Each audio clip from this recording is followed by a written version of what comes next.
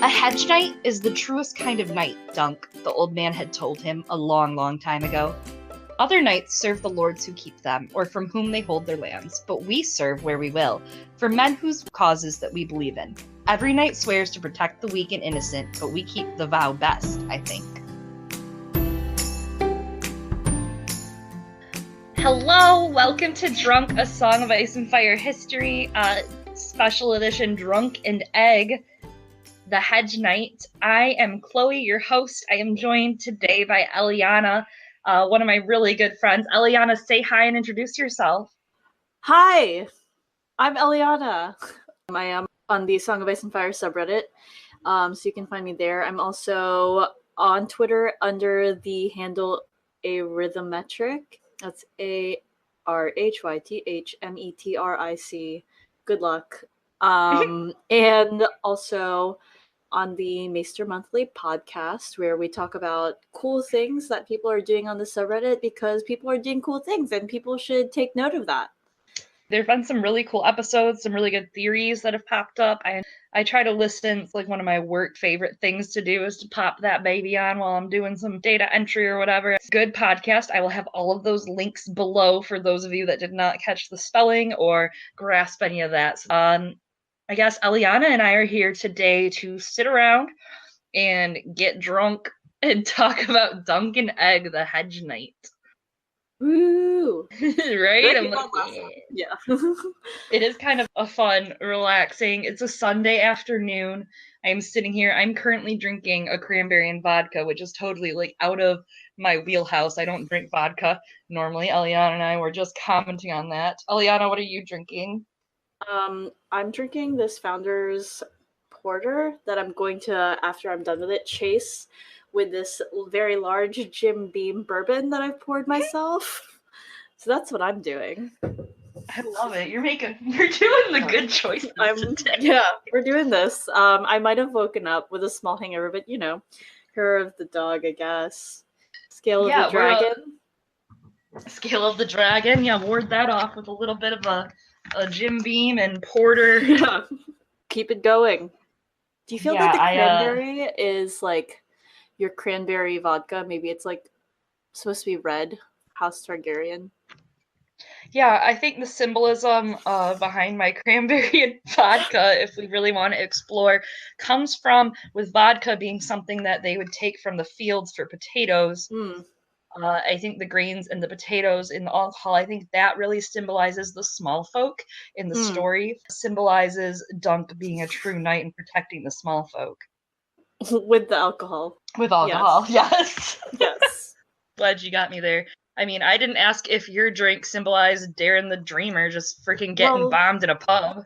I mean, I'm drinking this porter, so you have the red of House Targaryen and I have the black. Oh. We did it. Yes. Does that mean if I'm the red dragon, does that make you the black dragon then? Does that... Am I the Blackfires here? I mean, I guess. Yeah, that's what I'm asking. I guess you're Blackfire? I'm not. I ain't no usurper. Well, I'm the usurper. You're... And by rightful heirs, I mean... you're the rightful heir. The white men that came over with nukes. Yeah, I mean... Flying winged nukes. R.I.P. the nukes, right? But now they're back after... Never. The Hedge Knight. We open up and like, what's really cool is that these prequel books don't directly tie in technically. As you and I know, yes, there are so many things thematically that these books tie into in current modern A Song of Ice and Fire, but they don't directly tie in. This is a story that's totally separate, totally just almost 100 years from where we are now. It's 209 AC, and so we're at 299, 300 AC in the last couple books. So, I mean, this opens up 100 years before, and it's all these people that we don't know. It's just so cool that it's people that we don't know, but at the same time, even though it doesn't tie directly, so far as we know yet, into the main story, I don't know. Yeah, it's just as engrossing, and like some people say that they like these prequel novels more than they like the main series. I could see that because it's kind of simpler in a way. It's a very, it's not though. That's what's so crazy is if you're reading these books and you've read the main series, you know what happened. You know that the end of Duncan the Tall, big splash across the screen, spoiler alert, Duncan the Tall, he dead. He dies. Like it's like going about a year ago I went and saw Hamilton, okay, the musical. And it's like going into that knowing at the end, historically, they died. Yeah. These people are dead.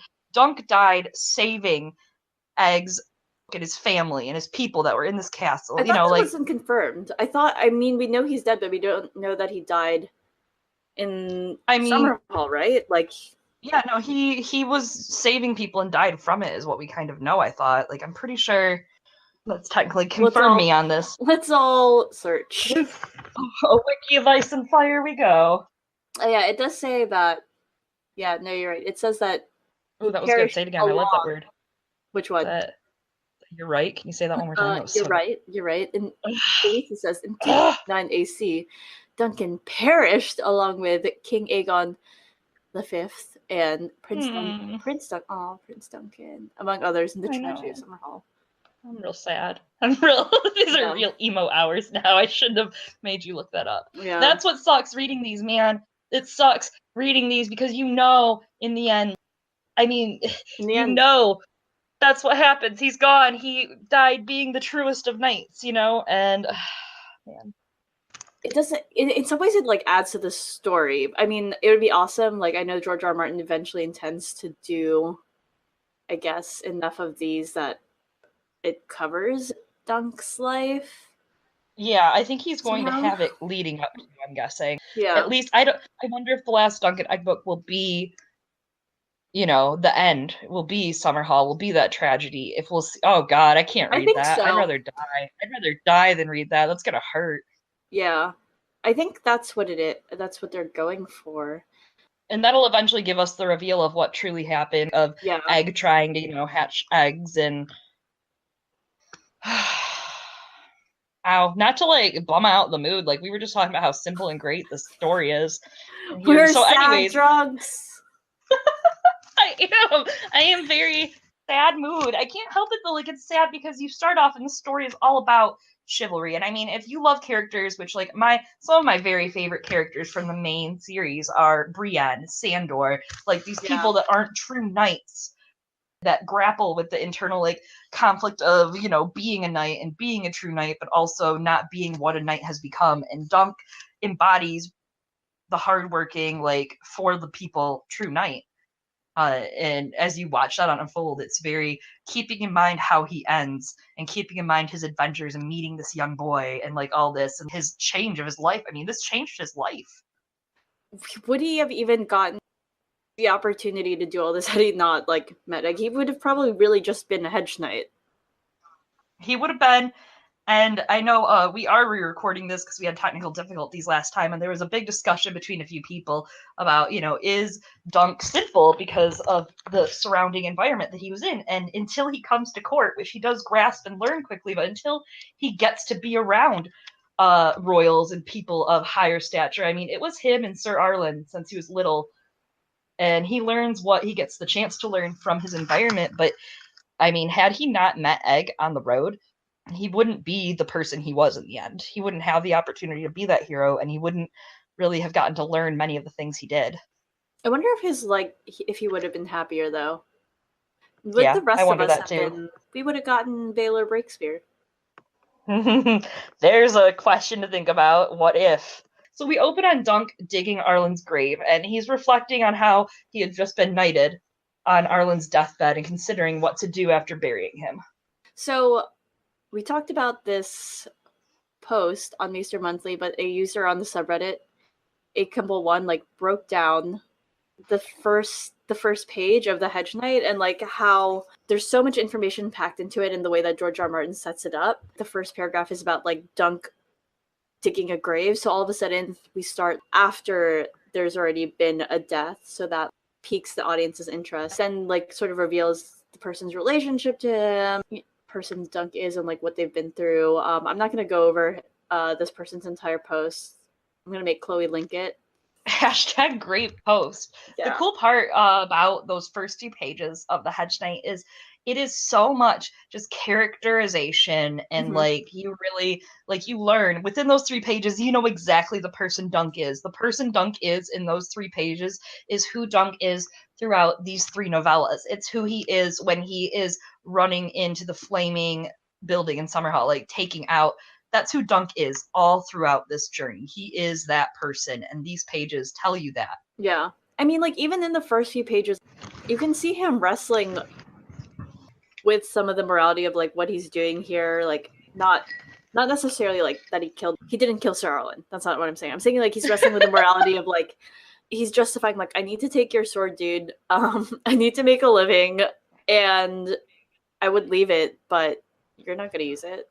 Yeah, and he's also thinking like the other way, and that's a really interesting point when you think about he's not like obviously he's not a bad person, and I've been rereading the Harry Potter series starting this week, and somebody was talking to me, and there's this theory about it's a shock value, you know, like shitty shock value theory about Hagrid is he could secretly be a Death Eater because everything he did foiled the trio throughout the books, and I'm like, no, that's stupid because you're literally introduced to this character in the very first chapter of this book, just like with Dunk, that is inherently good. Like you see they are a good person. They try to do the right thing, whatever is morally right. They don't cheat, you know, like when he gets to the village, for the tourney, like he's trying to find a person to make him armor, and he says to the guy, I can do this and give you this money and I can give you the rest tomorrow. And then in his head, he's like, okay, and as long as I win, I can pay it off completely, or I'll just be SOL. Like, and he's not trying to cheat this guy out of his money. He's trying to figure out, you know, there are characters that we see point of views of that would figure out how to steal the armor. There are characters that would figure out how to trick the guy to get the armor. And Dunk is thinking, how do I buy this armor with the money? You know, like, how do I figure out how to pay this guy for what he's worth for this armor? He's not trying to cheat, not trying to, you know, like make it the easy, quick way. Dunk wants to work hard for like labor for the glory. Like he's not in it for the glory. He's in it to be a knight. He's like the one person you get that's like at school that wants to be like a lawyer that doesn't want it for the money. I actually kind of wonder about that because I feel like at the beginning, is he in it to be a knight? It seems like he's in it. I mean, he's in it to be a knight, but he's like in it because he's got to make a living. Yeah, he's got to survive. He's just, well, what do I do? The one person in the world that I could rely on, the only person that I actually know and have any connection with is gone. Oh my god. And, you know, to his credit, he is not freaking out. He's just like, well, this is what I have to do. He just lost, like you said, the only connection in the world he has. He was an orphan, like picked up by Sir Arlen. Sir Arlen took him under his little wing and taught him, you know, everything he knows. Every single thing Dunk thinks throughout the story, he's thinking, well, Sir Arlen would have done this, or the old man would have done it this way, or I should do it this way because that's how it would have been best if Sir Arlen was here. That is who he knows to embody. That's that lifestyle, that hardworking, like work so you have food on the table and work so you can get to your next place to figure out where to get food on the table from. That's what he knows. That's his lifestyle. He hasn't known living in court and getting, you know, feasts and getting food in the high, like, great hall and, you know, like all this stuff. He hasn't known that lifestyle. He's just known work hard, you'll find work, do it well, and you'll have more opportunities. So I would say in the beginning, it is more he's surviving. It's a survivalism. But as he grows, I mean, I wouldn't say he's trying to be a knight at first. It's more he's embodying what a real knight is in general, being fair. I mean, it's not that he's trying to be a true knight. It's that he's trying to do what true knights do, whether or not you give it the title, you know? His standing up for small folk or for Tanselle that we'll get into later. I mean, that is kind of, he does it not out of obligation. He does it out of that's his personality.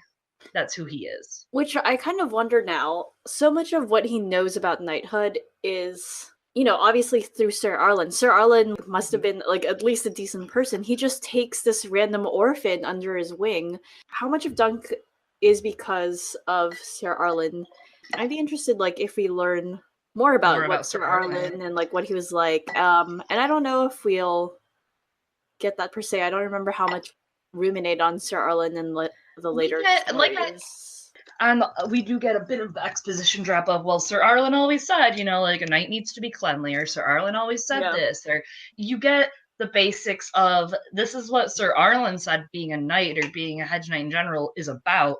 This is what I should be. So it seems up at a certain time every day. He kind of, to me, like I envision this old dude who has woken up the same time every day and taken his bath or shower every morning and gotten up and done his routine, like cleaned his armor, done this, done that, like checked on the horses, checked this.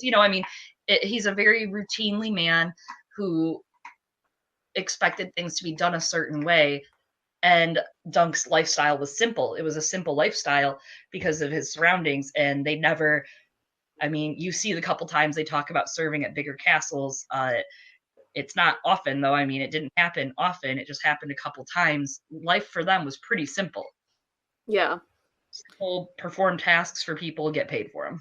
So we have only, a few stories about Sir Arlen's life. Like, he served with this dude that we'll talk about probably later on, whom he served under in one of the wars. Because they talk about that. And how he broke lances with Baylor Breakspear. But I wonder how Sir Arlen would have acted if he were put in the same position as Dunk when it comes to Tanselle. And that's where I would say, personally, I don't think he would have done the same thing. Really? I think Sir Arlen would have told Dunk, we got to keep our head down because, he's in an austere place. And that's where the idea of, like, Dunk being more simple of his life comes into me because, most people would say, oh, you don't want to F with that dragon, dude. Like, just put your head down and walk away. And he stood up, he did what was right. Which, is it out of being a good person? Is it out of how much he liked her? We don't know. We don't really know 100%. I would say it's a good combo of both. I think Sir Arlen would have been standing there and said, come on, son, like, keep your head down. This is not for us. This is for the High Lords to figure out. Yeah. Yeah, he probably would have done that. The inherent, need to do what's right. The true knight thing really comes in and shines for Dunk. And he is inherently good. While burying Sir Arlen, he thinks, you deserve more. I'm sorry. Like, I want to give you a better place to be, but at least you're where you can see the sunset. You would have loved the sunset. He's a good boy. Dunk's a good boy. He's a good boy. I can't even think about this stupid story. I hate it. I hate it so much. But I also love it. And it's so simple. It's so pure. Like, it's a pure story. Like, so he's off to Ashford to see the fair maid. Hi ho. He's digging. Where does that digging come graves. From? I love that we open up in the very first. Hi ho. And he's like a fucking dwarf from Snow White. The coolest thing is the very first physical explanation of Dunk we get is he's a shaggy, big bone dude. He's about 16, 17. And he's digging a grave. Hugely tall. Nice nod that he stands closer to 7 feet than 6. He's, real tall and big bone, and he's digging a grave. Nice one, George. I see you. Oh, yep. I see it. You're right. You see where I'm going with it? Yep. You see it now? Yep. Nice nod, George. Nice nod. You thinking about Sandor Clegane right now? I seen it. And that's what's great is George does put all these nods through here. Like, we know, I guess he confirmed through that, he did confirm that one time that Brienne and Dunk come from the same line now, so... Oh, that wasn't... No, it was at a con. It was at Balticon, and one of the people from the A Song of Ice and Fire Facebook group actually asked George R. R. Martin about it, and I don't know if it was like a slip or something, but he just more or less confirmed that Brienne is Dunk's progeny. Which is really interesting, not even from, like, the bloodline, like, look, like, of how. I honestly don't even care how. Do I really care how they're related? Not really. It's more interesting to me all the parallels and the little nods and mirrors he's put in for people like Sandor and Brienne and Dunk, and like nods through Dunk's story to being a true knight and what that embodies and different things that those two characters in modern Aeswaf have said. I care about it only to the extent that, like, Dunk's love stories so far are just so pure, and I am convinced, like, jumping ahead, that his scene with Lady Rohan Weber is one of the best romantic scenes in the entire series. I know. I'm so excited to get to that story. If we get more of those, I am down to hear, like, how these occur. Well, I mean, we have to get more of those because Dunk fucked, dude, apparently. If Brienne is somehow from his line, Dunk fucked. Yeah, apparently a lot, I guess. Fuck. Good for him. Good for him, Yeah. dude. I would fuck Dunk. I've fucked stupider and uglier, you know, like, and he seems pretty hot and he's got a good head on his shoulders. I mean, like, he doesn't seem ugly at all. Yeah, I get it. I see it. Yeah. All of, like, the little scenes where he's undressed and, like, getting bathed in a lake, I'm like, yeah, Dunk fucked. For sure. Like, George speaks about how hard his abs are and stuff, and I'm like, yeah. So Dunk is ready to go after he buries Arlen. The smell of the rain's in the air, you know, he thinks about how there should be some prayers, but he doesn't know any prayers to say over Arlen's body. And I think, like, one of the most telling parts of Dunk's characterization is when he's just like, I'd leave your sword, but it would rust in the ground, he said, like, apologetic. The gods will give you a new one. I wish you didn't die. Like, that's literally, that's Dunk right there. Like, I wish you didn't die. Yeah. I wish you didn't die, and that's Dunk. That's where he's like, well, I have to take your sword to survive, like you said, and I'm sorry about it. It would rust anyways, so kind of, you know, making do here, sir. Sorry. And I like that, like, you know, it says that he didn't know any prayers, and in this eulogy he's giving, it isn't a prayer to any of the seven. It's him speaking directly to, like, Sir Arlen. Yeah, to the man that raised him, the man that, you know, like, gave him a shelter, gave him childhood training to be a human in this world. I mean, like, he could have just been an orphan. Think of the orphans living at the inn that Brienne meets, you know, like, where they're just with the Brotherhood, and that's their life. That's what they have now, is they have the Brotherhood as their parents, pretty much. Yeah, I mean, he would have probably been worse off. He would have been in Flea Bottom. It would have been like Arya trying to catch pigeons worse, because Arya eventually, like, gets to not do that. He would have been stuck in Flea Bottom as an orphan in Flea Bottom trying to make a living for himself. He probably would have gotten into crime. You know, Probably. Organized crime, maybe? Unorganized crime? No one knows. Just, I mean, think about economically, you know, where there's no money in Flea Bottom and they're living right there under the king's rule. Think about the orphans and how the treatment of the kids in Flea Bottom is today by Cersei. Yeah. I mean, yikes. I also like in this prayer, he says, "You were true knight and you never beat me when I didn't deserve it," which kind of, like, shows what his relationship is going to be like with Egg. I don't know if it's cute or not. It's just funny because, like, he in some ways tries to create the same sort of dynamic between him and Egg that he and Arlen had. It's, like, not going to be like that. And then he tells Arlen that I didn't eat the pie. That's about it. I just think it's funny that he's like, I didn't eat the pie, that wasn't me. By the way. Wish you would have effing believed me, asshole. Anyway, sorry you're dead. No. And it's sweet. It really just, again, it just gives to Dunk's character. He's an overall sweetie. He's just doing the best he can. He really is. His best is pretty good. It is, obviously, especially in the end. Yeah. Dunk sells off, like, Dunk is thinking, you know, I'm gonna sell off the horses. No! You know, not Chestnut and Thunder. The horses. Okay.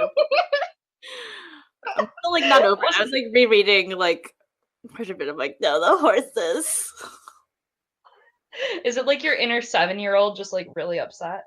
It's not even, like, about an inner 7-year-old. I guess it, like, okay, when I was a child, I did say that I wanted to grow up to be a horse and a dog, but, like, that's neither here nor there. I thought that was, like, legit a thing I could be when I grew up. How old were you when you thought this? Can we just, like, 4 or 5? Okay. I was like, I'm gonna grow up to be a dog. I also said horse, and horses are very hardworking, so anyway. I don't know, the horses, it's not even, like, about, guess I see them as, like, his friends. And they kind of symbolize giving up a certain freedom. Selling the freedom that they had was having those 2 horses before, and he wants to go for glory to try to, you know, get a good job. Like, he's out there, he's like, all right, gotta sell my buddies, gotta sell my freedom to make some money to buy a nice suit for this big, you know, job interview. That's basically what he's doing, trying to start a new life, because, I mean, the Hedge Knight life isn't very good. It's a life, and it's an honest life, and I think that's the biggest thing, is being a Hedge Knight is an honest lifestyle, but it's not one that sustains. You know, it doesn't nourish you. Like, you get enough that you can take care of yourself. He wants adventure. He wants to see the world. And he wants maybe a family. Maybe he wants he doesn't know what he wants. He's 16, 17. He's never been out in the world. He's been under the world with Sir Arlen. He's gone places and done things, but he's never really been out in the world on his own. So it's kind of like he's trading part of his freedom for another freedom. Yeah. But the horses. But yeah.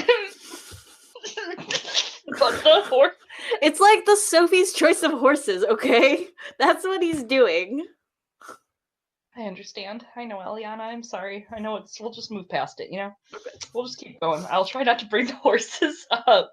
He thinks about how during the winters, especially during lean winters, some hedge knights turned robber. Yeah. And that totally was a flash that reminded me of where we are right now in Sansa's plot, in the Winds of Winter, how she has Sir Shadrich is there looking for Sansa Stark in the Vale, and he's a hedge knight and about to be turned probably robber. He's going to try to kidnap Sansa, is what most people have speculated, and I agree. I don't think he's going to succeed, but he is a hedge knight out looking. He's accepting gold, a bag of gold, to go try to find a person and bring them back for a royal, and that's where the honest hedge knight life kind of changes. Yeah, I mean, there's nothing even anywhere that says, I guess, that the hedge knight is. Well, I guess there's the assumption that the hedge knight will be somewhat loyal just because of the idea of the knighthood, but I guess because they're held in less regard, people have less of a expectations of them. Yeah, respect and expectations, which kind of sucks. Yeah, they own no land. Look at the Knights of the King's Guard and the respect that they get just because they stand around with the king making sure he doesn't die. Where these guys work their asses off, work their hands bloody to just do shit to make $1. As they point out in this chapter, you gotta you got one shot at this tourney, and to not blow it and to actually make money. And they don't happen that often. Yeah, and if you blow it, that's it. You lose your horse, you lose your sword, you lose your armor.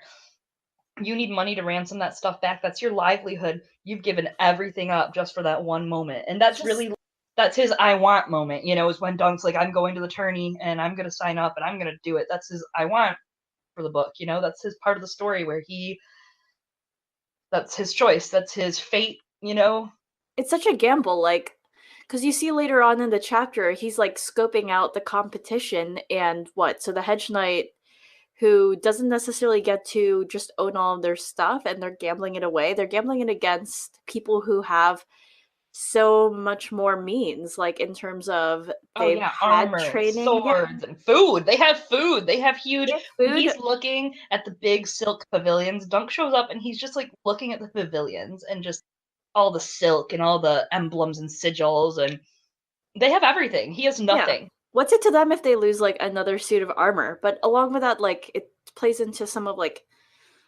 the lessons in some of Jon's A Game of Thrones chapters where he's man, fuck all these people here. I am so great at things. And they're yeah, well, you were trained formally in combat.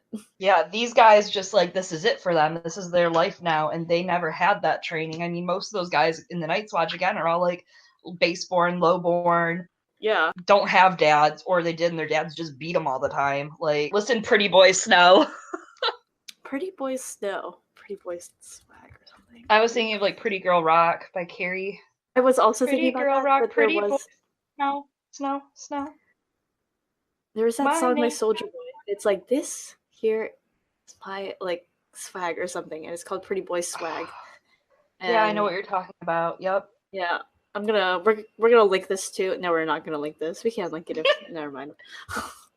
He ends up he just shows up after he's going on to Ashford for the tourney. He stops the small village, giving his horse to a stable boy. Such a good first meeting. This is the best first intro meeting ever. He just is you're the stable boy, and he's trying to act like a big dude also. Oh, so funny. I always I always laugh because he's like, oh, and he's so, I love Dunk, but throughout this book especially, like, he thinks, oh, it must be because of this all the time about certain things about, like, with Egg deceiving him, and the reader's just like, nope, Dunk, you're just kind of a little slow on the uptake, but that's okay. I mean, he's naked. Like, also, we kind of just, I'm still confused. Like, what are you doing? Like, why? I mean, I guess he was cleaning himself, but like, here's Egg. Egg's just walking around naked. What are you doing, child? He's just dripping from the stream, just taking his cloak and drying himself off.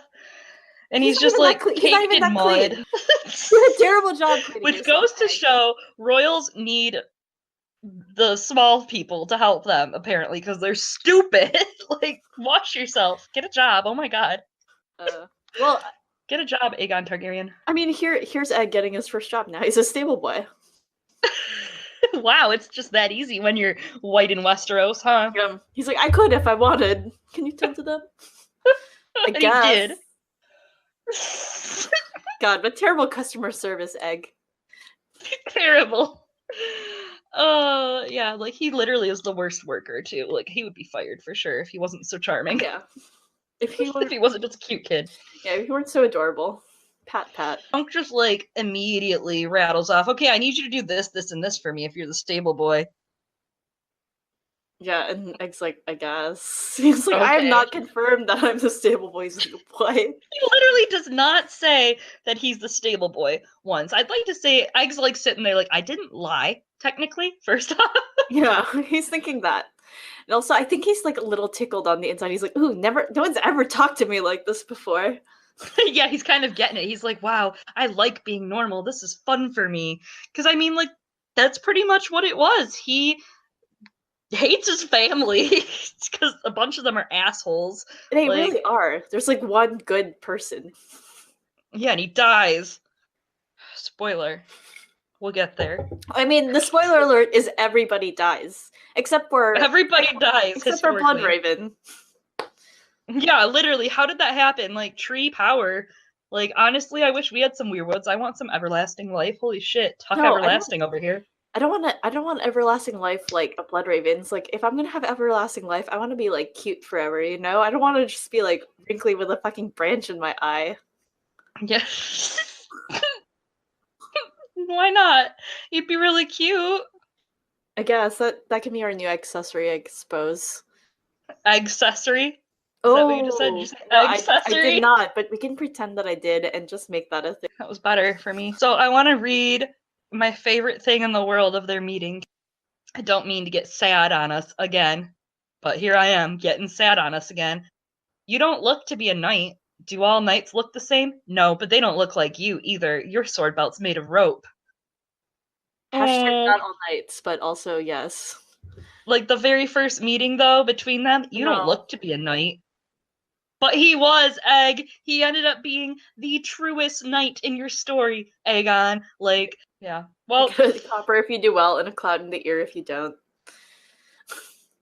Seat of my horses. Yeah, dude. Yeah, I can't even imagine like his sword belt being made of rope. Does that mean Sir Arlen didn't have a sword belt? I mean, if he did, it probably wouldn't have fit him. Did he say that? I feel like he might have said that. I don't remember. I'm a butt. Yeah, it's too far back. I'm not going to scroll back. If I look back, I am lost. So immediately he goes in the inn, and Darren the Dreamer is there, just passed out at a table. Dunk's about to get some ale and some food, and just like chill the hell out, kind of try to zen out before this tourney, before he feels like he's going to go make a big fool of himself. And Darren the Dreamer just like sits up and wakes up drunk as shit, passed out on a table, big mood, and just like points at Dunk and is like, I dreamed of you. You stay away from me. You hear? You stay well away. And he's like, what the fuck is wrong with this drunk asshole? He's like, man, this is not what I expected in this D&D campaign. But like, in this tavern. Yeah, absolutely.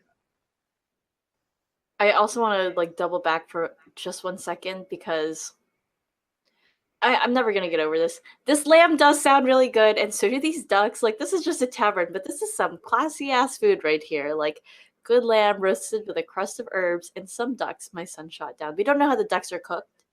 I imagine they're cooked very tastily, but yes. Yeah, I feel like were there vegetables? They don't mention regarding the duck. I don't remember what he chooses. Yeah, no, I don't see any vegetables. I don't know if he even, yeah, does he eat? The lamb was good as any he'd ever eaten, and the duck was better, cooked with cherries and lemons. Ooh, that and sounds not really as greasy. Not as greasy as most. The innkeep brought buttered peas as well, and oaten bread still hot from her oven. This is what it means to be a knight, he told himself as he sucked the last bit of meat off the bone. Good food, ale whenever I want it, and no one to clout me in the head. Yeah, I don't know. It sounds pretty good. I mean, I don't think that's what it means to be a knight, but oh, the that's food sounds true. good. You're right. That is Yeah. that is the message there. I didn't think about that. That is the message there. I was just like, yeah, good food, good food. This kind of gives me a different mindset now, because for him, he thought a true knight were the knights of the King's Guard. I mean, he even says later on when he sees them, like, how am I going to fight a King's Guard? Like, to him, a true knight is that, when the whole time he was a true knight. And the treasure, the real treasure, was the friends we made along the way. Get out. I'm pointing at the door. You can't see me, but get out. Bye, guys. Thanks for having me on Drunk Song of Ice and Fire History. It's been fun. Sit down. Anyways.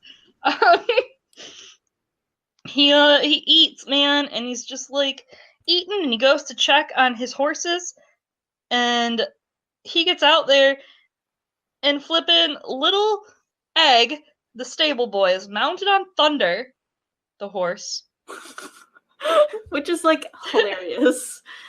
Wearing the old man's armor, like the hauberk and like the helm, all of it, the shield, just looking utterly absurd, dude. Like, just horribly absurd. I just love that, like, it's Duncan. He's just trying to sound like mean and stern, also, because like it just he's sounds trying to embody Sir Arlen. Yeah, it's so funny. He's trying to be the, well, you get off there, son. Like, that's a war horse, and you're like, you're 16. Sit down, Dunk. It also reminds me of like Arya, like when King Robert is arriving and stuff. Like I think this was in the show. I don't remember if they did it in the books. Where yeah, she's like I know what wearing, you're talking about. she's just wearing a little helmet, and she's like, "Oh, I want to see the king," and like she's running around, and she just looks absurd, and it's so adorable. And it is. That's exactly what I think about with Egg too. Like, he's just running around, skinny little mess, like naked. All bones, all knees. He's just all knees, all skinny and knees, naked, covered in mud. Yeah. You are a royal child. Yeah, where are your clothes? Wear your own damn clothes. You go inside and Darren's covered in like his silk mantle and like, you know, looking lordly, and you got Egg out there running around like a hooligan. Yeah, neither of them are very noble seeming. No. Or they're very noble seeming, and that's what we find out they're really like. What? They're just like us. Drunk. They're normal. Drunk. Yeah, do you know how many times I wonder if I'm actually Darren the Dreamer, dude? Like, daily. You could be. Should be telling more people to stay away from me. I'm going to. I'm just going to start pointing at them. You get away. So, basically, we come to the point, Dunk takes Egg with him as a little apprentice-y squire. That's what we get to. And he threatens to beat him a few times, which is great. That's what being a knight's all about, as Dunk knows. And he says, I never knew a joust to change the price of eggs. And he's going to go. It's going to change the price of eggs. And they go to the tourney. That's really good because of, like, Egg. Yeah. It changes the price of eggs. That literally, I mean, that tourney changed a lot of crap. Like, that made it so Aegon did end up king eventually, too. You know what I mean? Like, that's true. It would not have fallen to him quite as quickly. Exactly. If that tourney hadn't happened, Aegon wouldn't have become king. I mean, he might not have. Like, Baelor could have lived. His sons might have still died from, like, the plague.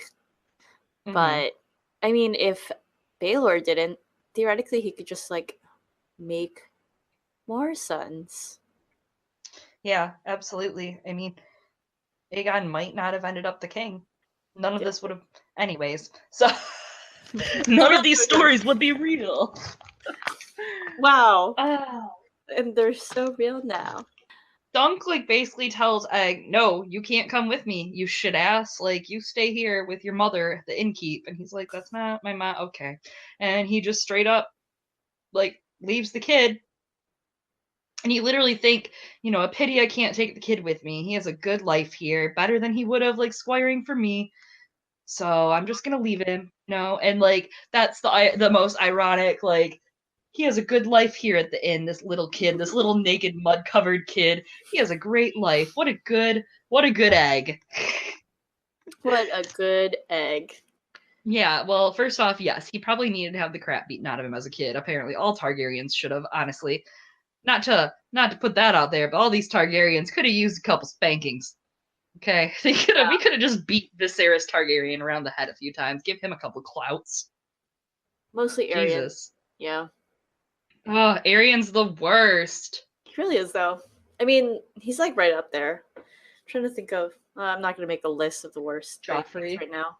Like that's what for me. A lot of people compare Joffrey to being horrible and being like major and being like different cruel people. But Aerion, like this story, totally highlights like just doing shit because he's an asshole. Yeah, totally. And that's how Joffrey kind of lived. And he like ruined everything. Yeah, everything, dude. It was like such a nice, fun tourney, and then Aerion showed up. Like, okay, here's a good one. Like, who's the worst Targaryen, and why is it Aerion? Like, I mean, like it's really there's actually a good handful. Yeah, it's really Ares, but like Aerion's like up there, for sure. And even with Ares too, like Ares too, yeah, he was shitty, but and not to play devil's advocate here, but I mean, he became shitty for a reason. Like after, like yeah, he was shitty at first, but his people, so like Tywin didn't help. Like he kind of moved him in different directions. During the Defiance at Duskendale, like him getting straight up kidnapped. Like, yeah, he was being an asshole, but like they abused the shit out of him, throw him in a cell, like intimidate him, and he becomes crazier than shit after that. Like, that's what really broke the paranoia in for Aerys, in my opinion. Like, Aerys was just like, he was just crazy as shit after that. Didn't let anyone come near him. Yeah, Aerion just had like no excuse. He was just like, yeah, Aerion was just a shithead. Yeah. He should have spent more time running around, I guess, like a naked child, and maybe he'd have been a better person. I don't know. Well, and that's like, yeah, absolutely. That's where you ask too, like, where did this come in for Viserys? Like, they're on the run. How old's Viserys when Rhaella dies? Isn't he like 6, 5, 4? He's like 7, I believe. Okay. I think. So, like, I don't remember. Of entitlement, do you think, for Viserys? Is he just like he grew up with such a sense of entitlement and then he's whisked away because, their dynasty falls and he just stays an asshole his whole life? Like, Dany points out that the moment that they had to sell his mother's crown and stuff like broke him, and he was just like never the same after that. Yeah, because she has all these memories of him being a good brother. I mean, like, and protecting her in some moments, yeah. So like, yeah. I mean, he was in some high stress situations. Like, I digress. It's a journey. We're on a journey. We are on a journey. I'm so excited that we're doing this, Eliana. This is fun. Me too. I am excited. Like, I mean, it's Sunday night. I'm not doing anything. The best night. Like, I'm just hanging out with my girlfriend, just hanging out, talking about naked kids and horses. That's fine. It's normal. The horse. These shouldn't. Never mind. She just had 1,000-yard stare. That was good. She had like a flashback to the horses. So Dunk is like off to this tourney. He's ready to go. He's like, let's go. Let's get to Ashford. He is going. He's like seeing some pavilions that are risen, that are like large, square, round, sailcloth, silk, brightly colored, long banners, wildflowers, like gorgeous pavilions. This. Yeah, me too. Yeah, I just love the way this is described in like this long ass sentence. It's just great. I know, like the rich reds and sunny yellows and countless shades of green and blue, deep blacks and grays and purples. If there's one thing George can do, he can effing color a scene, man. Like, as we know, like, I mean, the 4 pages of feast food, you know, there you really feel like you're there. He'll tell you the sway of the grass and how the night's alive and how the stars and the dusk and just all this crap where you're like, we're there. We are in the meadow. We are in Ashford Meadow. Yeah. Surrounded by these tents and pavilions. It's a lot of detailed imagery. It's nice though. It really is. Like I love his prose. George gets into some really nice prose, and I love just his scenery and imagery and details in general. But Dunk and Egg, for what a simple story and like what short, simple novellas they are, he puts so much detail into them that really make them come alive.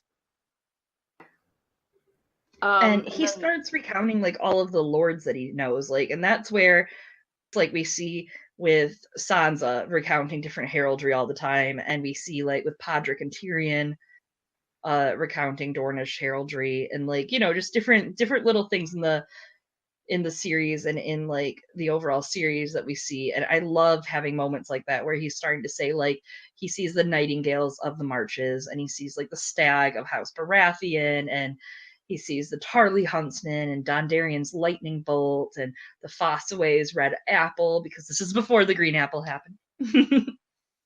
We're getting excited. there. I'm so excited. I know, it's like actually like hashtag. I was gonna say best girl, but like not best girl. I don't know. Hashtag best person or my faves. One of them definitely. Yeah, absolutely. Love them Fossaways. Love them. Yeah, what I liked about this scene is like, so there's a really interesting detail of like, though he had never learned the magic of reading or writing, the old man had been relentless when it came to teaching him, Dunk, heraldry, often drilling him as they rode. And like, I was like, why would the old man be so like, why would Arlen be so relentless about this? It's not just like, obviously it's so that we can have this exposition moment of who's here and like all these like little drops of, oh hey, there's that person that we know from the books. We can recognize this house and their history, but it's also there's totally a practical component to it, because like if you're out there in the heat of battle, you need to know who's on your side and who isn't, and knowing heraldry, knowing like the colors of the people with whom you're fighting for or like against is something that you need to know, because that's like important for a life or death situation, on top of like the just knowing who, like the political landscape that you inhabit. And the more, and like on top of that, now Dunk is finding himself in a situation that has transcended the battlefield. I mean, he's at a battlefield with wits, a battlefield with, you know, being smart enough to politically maneuver through, I mean, like high lords. He's never been in this situation alone. You know, anytime he's been serving a higher lord, it's been with Sir Arlen. Sir Arlen's been the one in charge. Dunk is just there to be the second and follow orders and learn. And so it's kind of finally like all these tests that Dunk has, you know, gone through as Sir Arlen, all of the learning that Sir Arlen gave him in training, he's trying to put it to the test right now. He's trying to do it. And he doesn't realize it at this moment as he's like seeing all those things as we get that nice exposition dump, but he has to know that stuff to be able to actually talk to these people, because as he learns, he shows up and he goes in to try to, you know, get a spot in this tourney, and as he goes on, he's learning, dude, you gotta know more stuff than just how to fight to be able to get through. Oh yeah.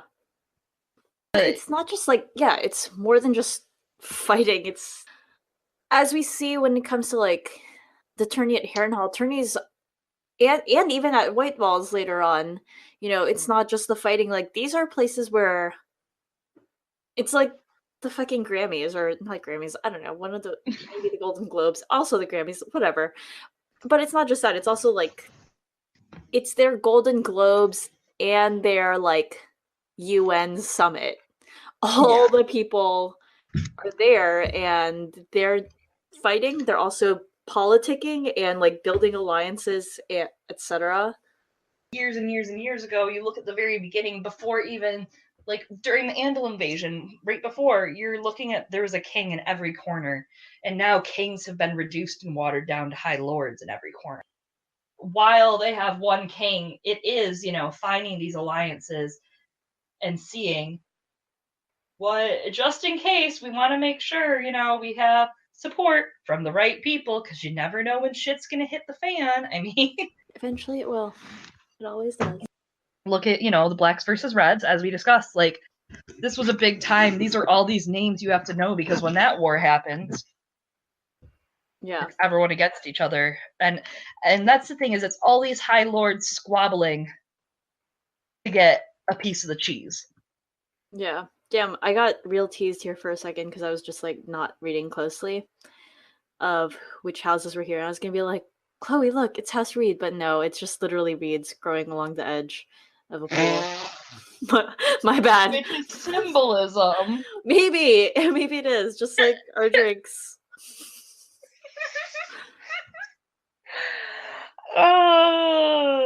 Screw off, Eliana.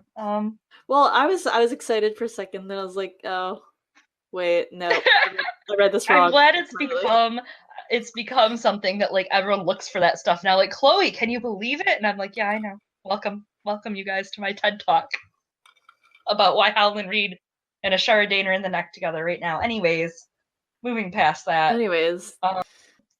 So Dunk is like surveying, looking, and he's going over all this history and lore in his head, which is nice. Again, it's an exposition drop. I mean, you're learning about the Brackens and the Blackwoods. You see their little rivalry that we obviously know about already. But you get deeper, imagery about it from way before and where it stems from. He sees Blackwood banners. He sees Marbrand, Mallister, Westerling, Cargill, Swan, Mullendore, Hightower, Florent, Frey, Penrose, Stokeworth, Daffy, Perrin, Wild. You see all these houses, and he sees, all of the west and southern houses had sent at least a few knights to Ashford to brave the lists.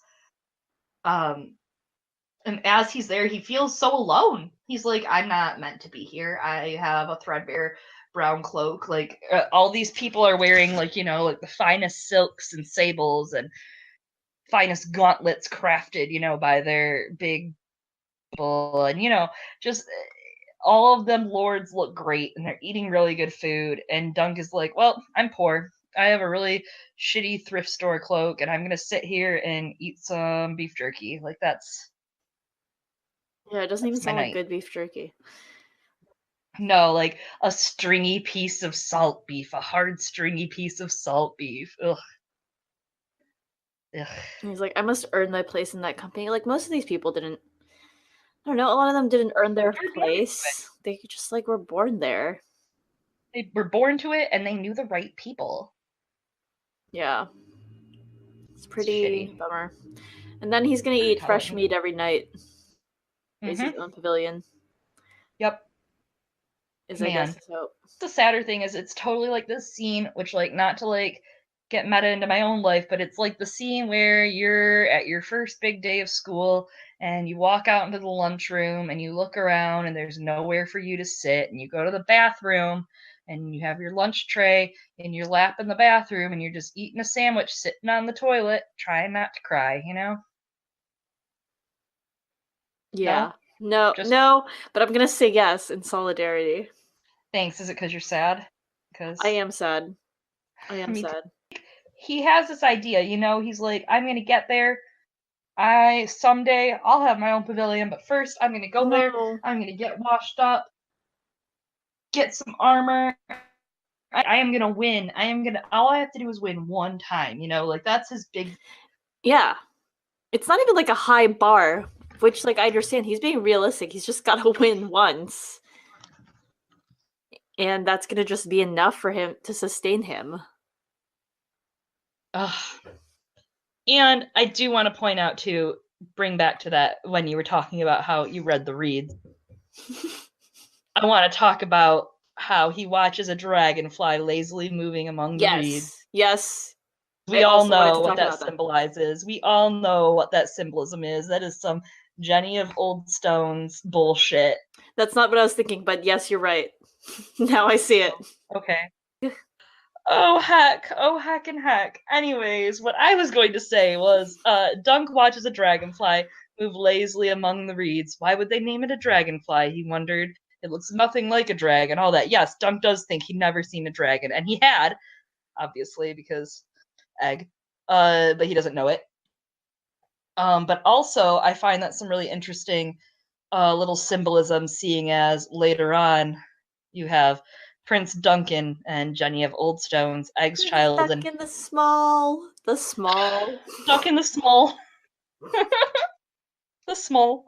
And, well, I mean, the big fandom debacle and debate always is, like, had Egg not let his kids marry for love, like, would it have turned out all right? I don't know. I mean, on one hand, like, I don't know, it, like, is weird because of the whole prophecy thing, you Yeah. know? And that's a whole other discussion, like, Yeah. prophecy, like, does it become, like, if it's prophesied, like, is it 100% gonna happen, or is it self-fulfilling prophecy, which you have a really good, take, especially when it comes to Cersei, with her prophecy for Maggie. I know you feel like it's unnecessary. I think there's, like, some of the vid is self-fulfilling, and we'll, like, get to it, especially later on in, like, even within Dunk and Egg, like, within the Hedge Knight, we can talk about it, with the stuff with Yeah. Daron, but, like, uh, it's just, like, I sort of wonder, regardless of the prophecy, like, okay, so if there's a prophecy that the prince that was promised or whatever would be born from, like, Aerys and Rhaella's line, had Sir Prince Duncan the Small never gotten with Jenny and everyone, like, never, like, married for love, etc. Does that mean we wouldn't have a prince that was promised and then everyone's, like, totally fucked? Is prophecy, like, does that mean that's how it has to happen? And they would be fucked? Or does it mean that it's gonna happen that way no matter what, whether you try to make it that, like, even if he had, like, did they have to marry for love for all that to happen? You know? Yeah, I think that's a question that I guess George is wrestling with, and maybe, I mean, that the story in general is wrestling with, and maybe we'll get an answer one day. And But we might not ever. Too. I don't want to think about that. I don't mean like that. I don't mean like that. I don't mean because we're never gonna get the last book. I mean because she said subtly. I mean, like, maybe he won't answer that question. You know, maybe that's something he will leave up to interpretation. I mean, look at great published works like Lord of the Rings. There are so many things in that we still don't know. No, I mean, like, I agree. I definitely don't think he's going to answer that question. And, like, I'm actually personally of the opinion that I would prefer it if we never got an exact answer to who, like, the prince that was promised or who Azor Ahai is, and if that's left completely ambiguous. But I think that we don't have the full, I guess, argument that the story is making, is what I mean. Like, all the things to piece together what commentary it wants to make on that idea. Absolutely. And I think in a way leaving it ambiguous, by doing so, like, George is kind of answering that by leaving it ambiguous. Like, prophecy is what you make of it. Which we've learned that through people like Melisandre in the main story, who have obviously some mistakes have been made. Yeah. She's a self-made woman, though. She's getting, she's an old bitch. An old bitch. Love her. God bless her. Yeah. The red one. The red one. Yes. Sir Arlen tells him when he's a little boy that his grandfather had taken him to King's Landing and they saw the last dragon the year before it died. Yeah. And he tells him all this story about King Aegon. They say he, like, poisoned her and the third Aegon would be, but Dragonbane or the Unlucky, and just, like, all the lore that he learns about the dragons from Sir Arlen is very interesting. It's very interesting exposition drop. Yeah. It's sad. Like, I mean, especially because, like, this all ties into some of the other novellas we get, obviously, like The Princess and the Queen and The Rogue Prince. Mm-hmm. And I don't know, the impression that I get from like some of the other histories of Aegon the Third is that he doesn't seem like he would have intentionally poisoned the dragon. But it's interesting because like we're not ever really sure what's fact and fiction about some of the dragons, but by saying that, Well, especially because like, we're getting a lot of the info from maesters too, and maesters yeah, were anti-magic. I mean, or are anti-magic. and they like To put it like a in. lot of it like from the world of ice and fire and stuff, like they straight up weren't there. Like this is written centuries after that, so having The propaganda. Having Arlen's perspective shows that yeah, actually he had seen the last dragon and it was small and stunted. Yeah, that's kind of it's a nice confirmation from like something like the World of Ice and Fire, where we're like, we don't know if we can trust the narrator, especially considering that the narrator's motivations are get rid of magic, where Dunk heard it from Sir Arlen, and although Sir Arlen isn't always the most reliable narrator through Dunk, as we learn later on, Yeah, and even in this.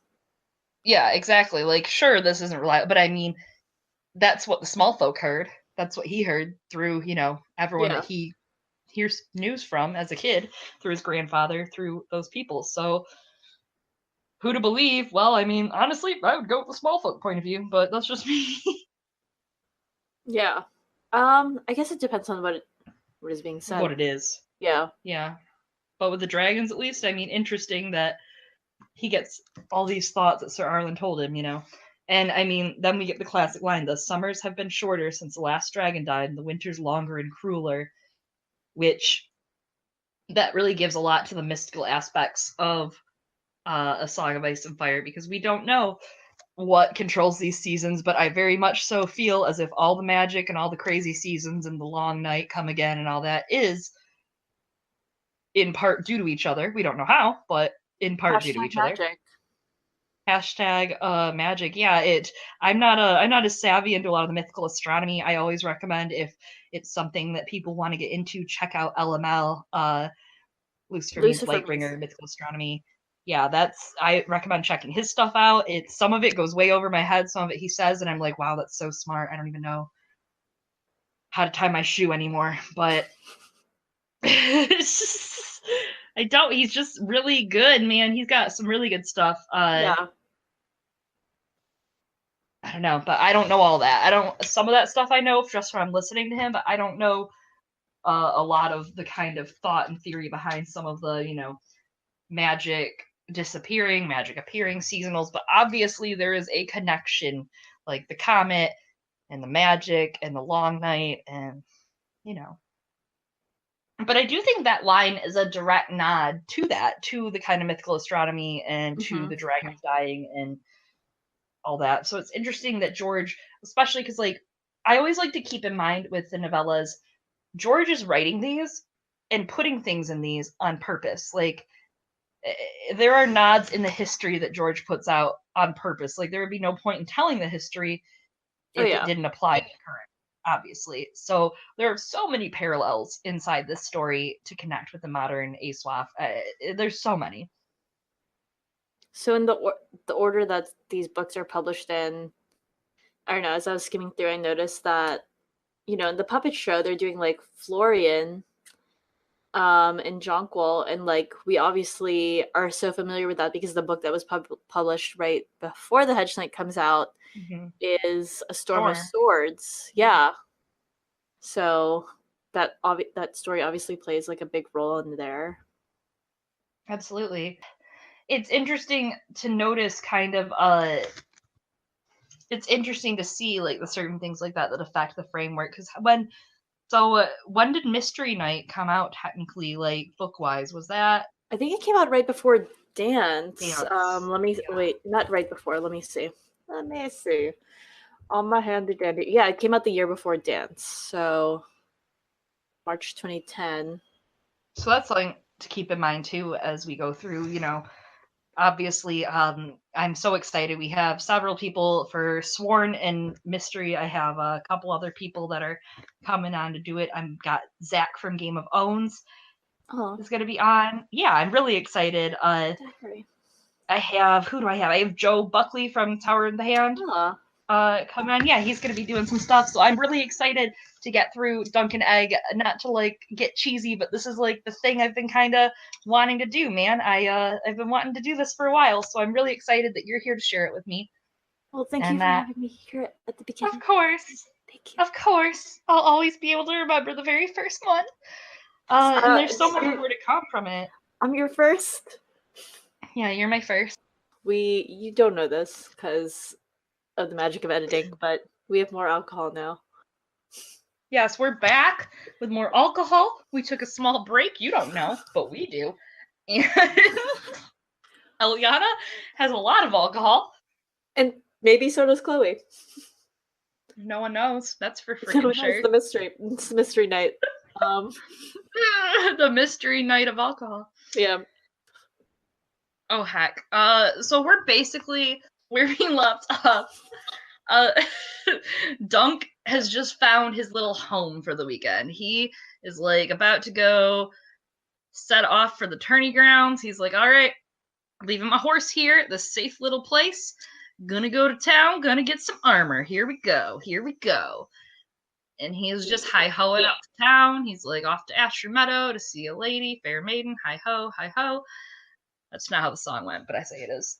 I mean, Dunk made his own song about going to the Ashford tourney, so like you can make your own goddamn song too. Do whatever you want. Thank you. Thanks. I believe in me too. Yeah, Dunk has given me the courage to make my own song, which is close enough. It's kind of like a cover, I guess. I don't know. And he's just seeing all this magical shit, man. He's seeing jugglers and puppeteers and magicians wandering around with their trades, the whores and the cut purses. He's like holding on to his coin in his pocket, making sure it's there because he knows people are out there trying to rob. And he's hungry. He like buys a sausage with a copper and a horn of ale, and he watches wooden knights battling painted wooden dragons, and he watches a puppeteer. And she is a tall drink of water, this puppeteer. Literally tall. Literally a tall drink of water. With olive skin and the black hair of Dorn, and she's slim as a lance and flat-chested as shit. But he liked her face and the way her fingers made the dragon snap and slither at the end of its strings. I mean, don't most men just want a girl that can, like, bring a dragon to its knees? Yeah. Nope, I wasn't quick enough. Never mind. I was trying to think of something like, I don't know, puppeteer in the streets, dragon in the sheets. There we go. That's something. I threw that out there. That exists now. Or like puppeteer in the streets, old man in the sheets. Because we know the theory. So we're about to be introduced to Tanselle Too Tall, who everybody meets as this beautiful, skinny Dornish girl with no boobies, and she's just tall, and she's got dark hair, and she's good at puppeteering. I don't know if that's like a trait, but I guess it is now. Thanks, Dunk. Yeah, she's like a bard. Yeah, you know? She's like a bard, a puppet bard. In the world of D&D, she's a bard. She would fall under the bard class. Mm-hmm. And he thinks he would have tossed the girl a copper if he'd had one to spare, but just now he needed every coin. Bitch, you just bought a sausage and some ale for a copper, and now you're like, oh no, I can't support your art. Like, but okay, he does later. Yeah, he does support her art later, if you know what I mean. He also literally gives her some coppers later, doesn't he? I mean, yeah, especially for his shield, I think too. Yeah. Oh, yeah, that too. And also I see how it is. Dunk doesn't want to support her art, but wants to support her art. But also, he's literally. I mean, at least he's not like, "Yo, can you make me a logo for my like fucking new DJ set?" No, I don't have a budget. And he's like, can you imagine him as like a shitty dubstep DJ, like trying to play at like a festival? I can. Like handing out his mixtape. Yes, actually, I can imagine that. Like really hot, like tall, and has like the fuckboy hair, with like long fuckboy hair, like it fades up to the sides, and he has like a little like long mohawky thing that lays flat down. The answer is still yes, I can. I don't want to, but I can, because you've put this image in my head. Does he have a lot of tattoos in your head too? No, but now he does. Everything that you're saying, look at all this imagery, everyone. We out here. Writing our We own. out here. What do you think Donk's tattoos are? What do you think his sleeve is? Okay, one of them is obviously Sir Arlen's face. The other ones are started from the flea bottom. Now we hear. Ah! Oh my god, that's really good. That was I good, know, right? Eliana. Thank you. You're real good. I'm gonna assume that no one else has come up with that. I think someone else might have come up with that, but let's pretend that everyone heard it here first. Sorry from Flea Bottom, now the whole team is fucking here. Yeah. I wonder, What like... about you? What tattoos do you think he has? I think he would have, like, Sir Arlen's sigil, like, tattooed on his, like, upper arm, like, on his shoulder. We'd have that tattooed there, and maybe, like, the wings coming off of it and everything would be really nice, the winged chalice. Yeah. Yeah, and then maybe, like, with his sigil crossed next to it that he comes up with eventually, he'd get that added on, and, like, I don't know, maybe he'd have, like, some hot naked chick with her hair covering her boobs, like a wood nymph style thing, like, I don't know.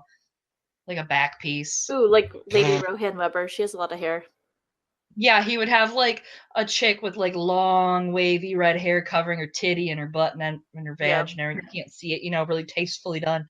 Like, what if he also has an egg? Not like the person egg, but like an egg symbolizing the person with egg. Scales. Yeah, with the scales, and they're like black fading into red, surrounded by, like, green wisps. Yeah. That'd be good. Support this. I support DJ Dunk. And then he's just handing out his mixtape. He's like, you guys gotta listen. It's straight fire. Straight wildfire. Oh, or straight dragon fire. Depending. Yeah. That was so good. The Hedge Knight. Yeah. The Hedge Knight. Ends up finding he ends up going and he finds a dude to make him some armor. And that's Steely Pate. Steely Dan. Steely Dan. Dunk. Another act at the same music festival that DJ Dunk is at. Steely Pate. Yes. He's a Pate is pleasure. Ooh. He's a headliner. Yeah. Well, maybe. I don't know. I guess Steely Dan. No, I wouldn't say so. I mean, he's probably just like another dude just trying to make his way. He'd just be above Dunk. He wouldn't be handing out mixtapes. He's selling his mixtapes.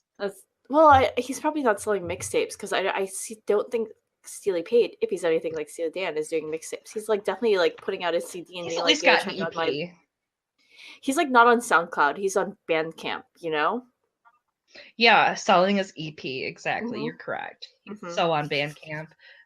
Dunk like just uploaded 3 tracks to SoundCloud today for the first time. Yeah, but actually that's what he did. He's like, Sir Arlen's dead. I just learned to use Audacity. Not Audacity. What's the other thing? Ableton or something like that. Ableton, yeah. Oh, this is good. This is a good AU. I'm really into this AU. Thank you for this. We should make this a real thing. I'm gonna write a fanfic on it tomorrow. Yeah. Okay. Like all the opposite parts. We'll work on it. So he goes to the smith. He tries to get armor. Not the smith. The smith. Sit down. Thanks. The smith said it's just like a bunch of really sad dudes making armor. Yeah, they would be a headliner for sure. Yeah, like they would just be saying like that they haven't found what they're looking for. Wait, that's you too. Yeah. No, they'd be singing, let me get... They'd just be saying, please, please, please, let me sell what I've got this time. Lord knows, damn, they must not be very good smiths if they're like, Lord knows it'd be the first time. Damn, dude. You just hear them, like, singing asleep while they're very sadly clanking away at some armor. I don't want to wake up and make armor anymore. Oh. I know, kind of sad. Real emo hours. Not this fast. This charming man. Oh, yes. Could this charming man be actually about... No, they don't have charms, glamours. I don't know. Never mind. I'm done. We're done. Let's talk about Dunkin' Egg. Have you ever read this story? I don't know how to read. We're getting into shenanigans on this podcast. I thought that was the point. I thought that's the real That is the point. I'm very in love with the shenanigans. We just went off on a freaking Coachella themed Dunkin' Egg. We didn't even talk about like Rohan Weber at Coachella wearing a crop top, like. Wait, that's and why they're all shorts. sleeping in fucking pavilions and tents. Because this is a fucking there's music Coachella. festival. Tourneys are just Westeros Coachella. But they actually are. That's what Yeah, I know. the books have taught me. And he's like, I'm gonna sleep under the stars. Like one girl Dude. wears the prettiest flower crown. Yeah. This is literally Coachella. My god, it actually is. Shit. Prettiest flower crown. Yeah, and they're all just like doing drugs under the stars. I mean, yeah, everyone's just getting drunk. And maybe Who brought the shade of the evening, bro? Who brought it? Who brought it? The LSD, bro. Who brought it? It is, for sure. They're all just under the stars like, man, Sir Dondarrion. the purple lightning. That's definitely. You know what I'm about. Yep. Yeah, I can see that working. Ooh, and the apples. Fossway's making apple bongs. Okay, we've gone. The Fossway's that's good. And that's really good. Lionel Baratheon, the Laughing Storm would be like it's a good name. It's a good name.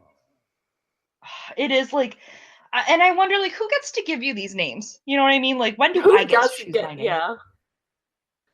I mean, you can see in like A Feast for Crows, like Jaime every now and then fancying giving himself his own name. He's like, oh yes, Golden Hand the Just. I'm like, no one's fucking calling you that, dude. No one's calling you Golden Hand.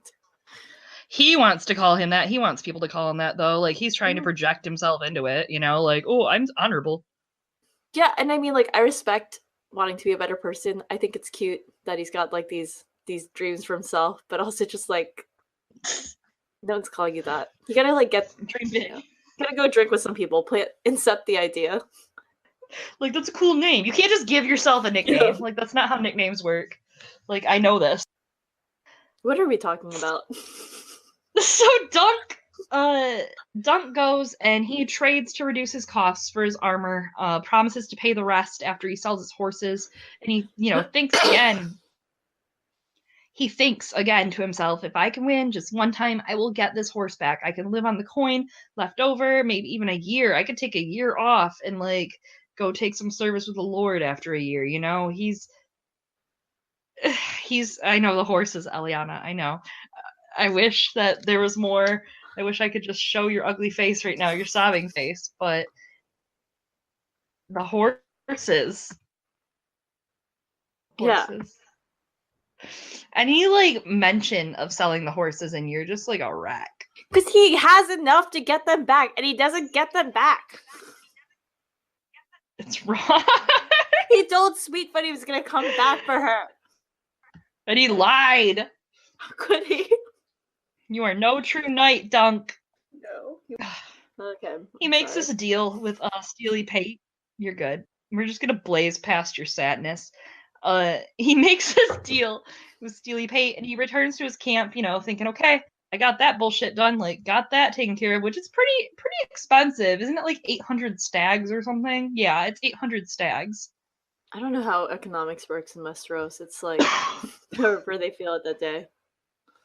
Well, and it's funny because I'm like 800 stags, and in my head I'm like trying to equate it because like in Harry Potter, J.K. Rowling opens up and she like tells people, oh, like it's this many sickles and this many nuts to make a galleon, like you get kind of the conversion. But I'm guessing stags are just like slightly lesser than dragons, but still expensive. Like they're like tens instead of hundreds. I don't know. We get an idea of what that might entail earlier on, I guess, if we really wanted to do the math, because he was like promised 750, or actually it's a little later on, right? He gets like 750 or something silver stags in exchange for Sweetfoot, and then the guy gives him like 3 golden dragons and like X number of silvers. Yeah, he's like, actually some of this gold I guess has been shaved off, so I guess people actually care about the literal weight of the gold and not just the abstract idea.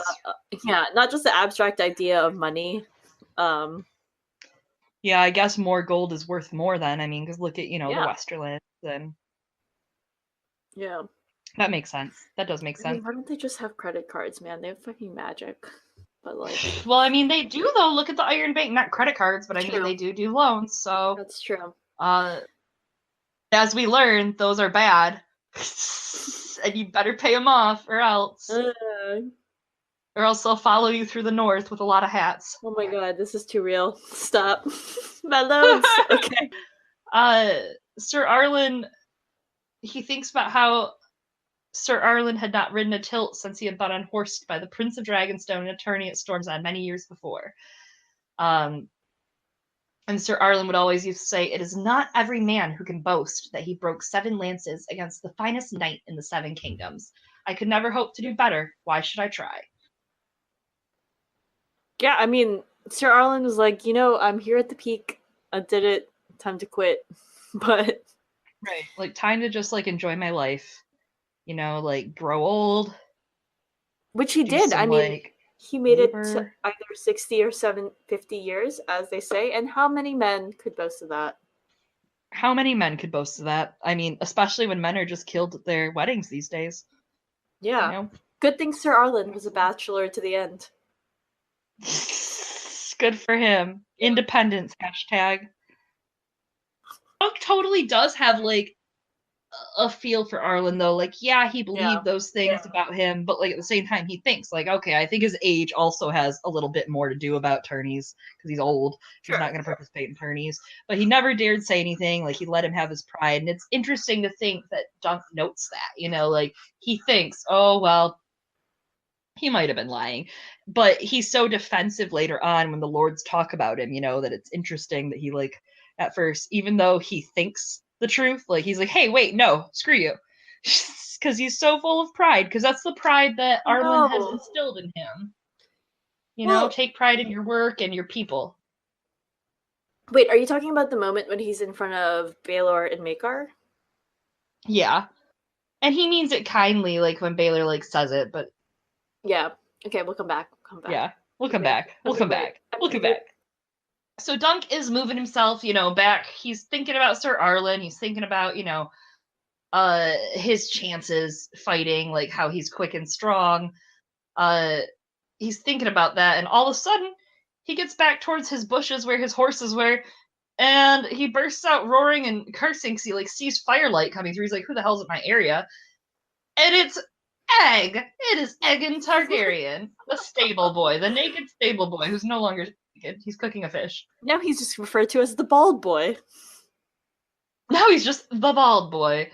And he basically reveals he rode on the back of a cart and tried to find Dunk. Adorable. It's so cute. It is cute. He's like, you can't make me go. I've had enough of that inn. I don't want to be at that inn. I want to come hang out with you. I want to go squire. I want to watch the tourney. I want to see Coachella. Yeah, pretty much. That's literally what it is. I don't blame him. No, not at all. Yeah. And Dunk just like he lets loose too to Dunk. Dunk is like, I'm gonna take you back right now, take you home. And he's like, well, you'd have to take me back to King's Landing. You'd miss the tourney. And that hits home with Dunk, man. He's like, oh, I know. I'm from Flea Bottom. This little orphan boy is probably from the same place. I know, it's so beautiful. So Dunk latches on because he thinks it's another little orphan boy just like him with no family. Yeah, I don't know, it's just like, you see how much empathy like Dunk has for other people in that moment. He's just like, oh, he's just like me. I mean, he's not just like you at all. But like the fact that he would like be able to project and see himself in someone else's shoes and understand what that feels like. It's very telling of Dunk's character that he's always thinking, he sees himself in other people, especially in kids, and he sees like that lonely orphan kid with no real family that Sir Arlen took a chance on, and Sir Arlen, took a chance on teaching and like taking along with him. Like, he could have been a crazy psycho. He could have been Aerion or Viserys or Joffrey, like little fucking shitheads. Like, but Dunk says, you know what? I'm going to take a chance on a kid from a hard place. Because that's what happened to me. Like, he thinks that. He thinks, like, oh, people deserve chances. Dunk is inherently good, and he thinks other people are inherently good. He's like, pay it forward. He's a pay it forward kind of guy. Would you say that Steely Pate is a pate forward kind of guy? From what we see later on, yes. No. A pate forward kind of guy? Oh, did you? Yeah. I got it. Yes, he is. Almost as good as the dragonflies. You guys, look at this. We came full circle. You can turn us off now. I mean, we peaked. It's like we're like Sir Arlen. We made it. We made it. We broke a couple spears. Yep. This is it for us. Until I'm just kidding. Please keep listening. Yeah, please keep listening. We're only a sixth of the way through the story. He basically, Egg went ahead and did everything at camp. He got the camp ready. He caught some fish, groomed the horses. He adopted himself. He was like, I am going to this tourney with this big idiot, whether you like it or not. He straight up looked at this big hulking dude and was like, he's going in this tourney. I'm going in this tourney. Let's go. It's us now, buddy. It's such a classic trope. I know. And it's so classic. There's nothing. Obviously, George tries to subvert tropes most of the time, but this is a classic. The little kid shows up and the adult adopts the orphan little kid, but this is where he subverts the trope and changes it. It's actually the kid with a family adopts the orphan. Yes. But this time it's the orphan who adopts the kid with the family. Yes. Yeah. I mean, exactly. Everything about their interactions from the way it sorts out in this rings of tropes. Look at all these misunderstandings and this comedic they're at odds at the beginning, and then this kid's so annoying, but they grow to love one another. Everything about it. It truly is adventures with Dunk and Egg. It is, and I love it for that. It's like a Saturday morning cartoon show. It is. But I would love to watch it as that. Yes, actually, that's exactly what I want it to be. I guess it might stop being that maybe as it goes on, but I think a lot about Avatar: The Last Airbender, for example, and because they're both bald and small children. I mean, yeah, I think about Aang and I think about him that way, but moreover, I think about how in the beginning it was this softer animated show with adventures and heartwarming lessons, but towards the end it got more intense. I mean, there were some plot lines in that show that were very intense. Oh yeah. They went through a lot of shit. There was sacrifice and death, and I mean, certain shows like that, that's kind of what I see in my head when I think about Dunk and Egg and see these adventures. So it would be interesting to see that in animated form. I would love to see these as an animated cartoon Saturday morning show. I guess Dunk and Egg in some ways is Avatar: The Last Airbender and the progression through it. And then A Song of Ice and Fire is Legend of Korra. Yeah. I could see that because that's it does get darker and more intense. Except for the part in the second season where we didn't know what we were doing. But the third Legend of Korra season is a perfect season. Well, we could just say second season is the 5th season of Game of Thrones. Ooh. Yeah, I see it. Okay. So Dunk pretty much just accepts that Egg is there. An egg is gonna stay there. That's it. We got eggs. That's we got eggs. We got a carton, ladies and gentlemen, of egg. There's this nice little part that I love that I'm gonna read because I can. And I have never heard of any Sir Duncan the Tall. Do you know every knight in the 7 kingdoms then? The boy looked at him boldly. The good ones. I'm as good as any. After the tourney, they'll all know that. And it's just such a moment between the two because, again, we know what happens in this story. We know what happens in the end. And Egg is questioning him, saying he knows all the good knights in the kingdom, but he just stumbled across. And he does the best knight. I was just going to say he just stumbled across the best knight. Get out of my head. He did. Right? Emotions. So many feels. Okay. Okay. This also kind of reminds me of, it's in one of the Jaime chapters, and he's talking to Loras about all of the different knights and Lords of the Kingsguard that are in the White Book. Yeah. And he's all do you know X person and X person? And Loras is yeah, I know them. And then Jaime's but what about this person who wasn't as great, etc. Absolutely. And then like he goes into like, and then Sir Kristen Cole, and Lawrence is like, I don't know him. And then Jamie's like, he was the kingmaker, etc. And I don't know. It's interesting that like the assertion from Egg that like I only know the good ones, because you got to know the good and the bad to know what you're gonna do.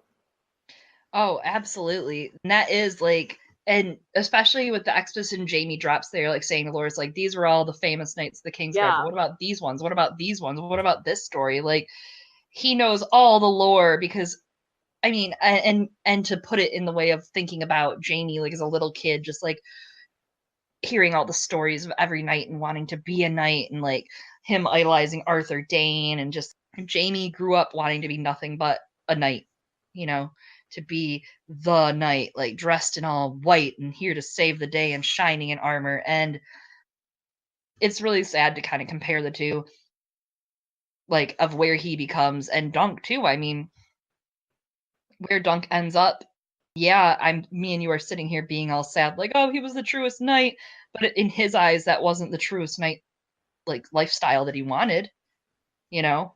Mm-hmm. Like, no, he didn't want to go out in a blaze of glory. Literally a blaze. Ow, literally, ow, Yeah. ow. Maybe it's not what he wanted, but he wouldn't have it any other way. Maybe. Yeah, Probably. in the end, like, maybe it's not about what he wanted, it's about, I mean, because that's not what being a knight is, I guess. It's about, you know, protecting people. He finally, you know, gives in. Egg is gonna hang out with him. He gives him some salt meat or fish or whatever, teaches him battle, and you know, he gets this plan in his head, like, this is my new squire. I'm gonna teach him how to be the truest knight. This is my chance. To him, that's his chance. Like Sir Arlen took a chance on him, and he's sitting there going, this is my chance. I am gonna make this kid something. Like, this gives me purpose. This gives me purpose. Yeah. And the next, they like fall asleep beside the fire, and he lays on his back and he's looking at the sky. And I love this symbolism where he thinks about how the stars are everywhere and how thousands and thousands of them are everywhere. And one fell as he was watching, a bright green streak that that flashed across the black and then was gone. I love that. I just Black fires. Is it Blackfire? Because it's green, right? So it's the reds and the blacks and the greens. Think about it. Yeah, the blacks and greens. Yep, exactly. And he watches a green streak flash across the black and then disappears. It's more like I also just I don't know. And then like the next line about like a falling star brings luck to him who sees it, Dunk thought, but the rest of them are all in their pavilions by now. And he's like, and the luck is mine alone. I'm like, oh, so cute. Anyways, yeah. It is though, I mean, because he's sitting there thinking about how all of the lords are all in their pavilions staring up at silk instead of sky, and he's there watching the stars. It's lucky and it's not lucky. Yeah. But yeah, I mean, he's putting himself into this way of life for sure. Like, I mean, that is exactly what he steps into. And with that green against the black, like as you're pointing out, it's just like once again, he's putting himself in the midst, in the middle of like all this like Targaryen nonsense. He is. And it's just like, I mean, that green against the black, it just reminds me of Illyrio's rings, like back and forth between the jade and the black and the tourmaline and all that. And just all the obvious Blackfire foreshadowing that has popped up in Modern Swamp in these books. It's Dunk does end up in the middle of that, and I mean, he ends up fighting Aegon's battles. That's true. You know, the rest of his life. And I mean, of course, he eventually chooses that. Like when Aegon puts him to Kingsguard, I mean, obviously he chooses that, but he chose Egg, and Egg chose him. It's like a life partnership. Sir Duncan the Tall is about to go enlist in the tourney the next morning, and he finds out that he needs someone to vouch for him. He leaves the keep, and Aerion Targaryen shows up and mistakes him for a stable boy and insults him. On one hand, it's kind of like, lol, because that's literally what Dunk did to Egg. Yeah, absolutely. It's a complete mirror. Yeah. But on especially the other hand, considering, like, Ball. And... What? Ball? Wait, what? No, it has a Targaryen involved. Like, I mean, he just had like a Targaryen not telling him who he was, pretending to be a stable boy, and then he shows up and gets mistaken for a stable boy by a Targaryen. Yeah, and he's just like, understandably, I guess, kind of like upset about it. But it's a funny mirror. It's a funny mirror. It is a very interesting mirror. After Dunk leaves out, he finds out he can't enter the lists without knowing someone to get into the secret list club, to get into the tourney club. Like, he straight up shows up and he's like, oh yeah, well, I was under Sir Arlen, and everyone's like, no one knows who Sir Arlen is, dude. Yeah. Like, who the fuck is Sir Arlen? And he's like, well, he served for, like, Manfred Dondarrion. And they're like, are you sure? Maybe you should ask him. So no one believes him, and he leaves, like, getting told, come back, like, when you have someone who will stand up for you, bro. Like, a real rich person. Like, which is somebody with money. Shitty gatekeeping. Yep. Only you can enter our boys' club if we deem it. Let my baby through, you know? But, like... Yeah, exactly. What's the matter? Are you afraid he's gonna beat the shit out of your little skinny looking princess? I don't know. It's just like, I don't know. It's absolutely like, to some extent, the story commenting on classism. The things that are classism, the things that are keeping people down, like the gates that like keep people from like success, opportunity and success, yeah. Opportunity. But like opportunities only being available to certain classes, like, and to an extent, like slightly like it's weird, right? Because like Dunk definitely will end up benefiting from it later on, but there's like definitely some sort of maybe a commentary on like nepotism, etc. here. And sacrificing to get where you want to be in life and what that brings you. Yeah. I mean, like, the prince that was promised, I guess, but, like, you know what else. But... like, I think this is all for, like, Daenerys or Jon Snow or whatever. Whoever you want to say. Whatever. Like, pretty boy Jon Snow.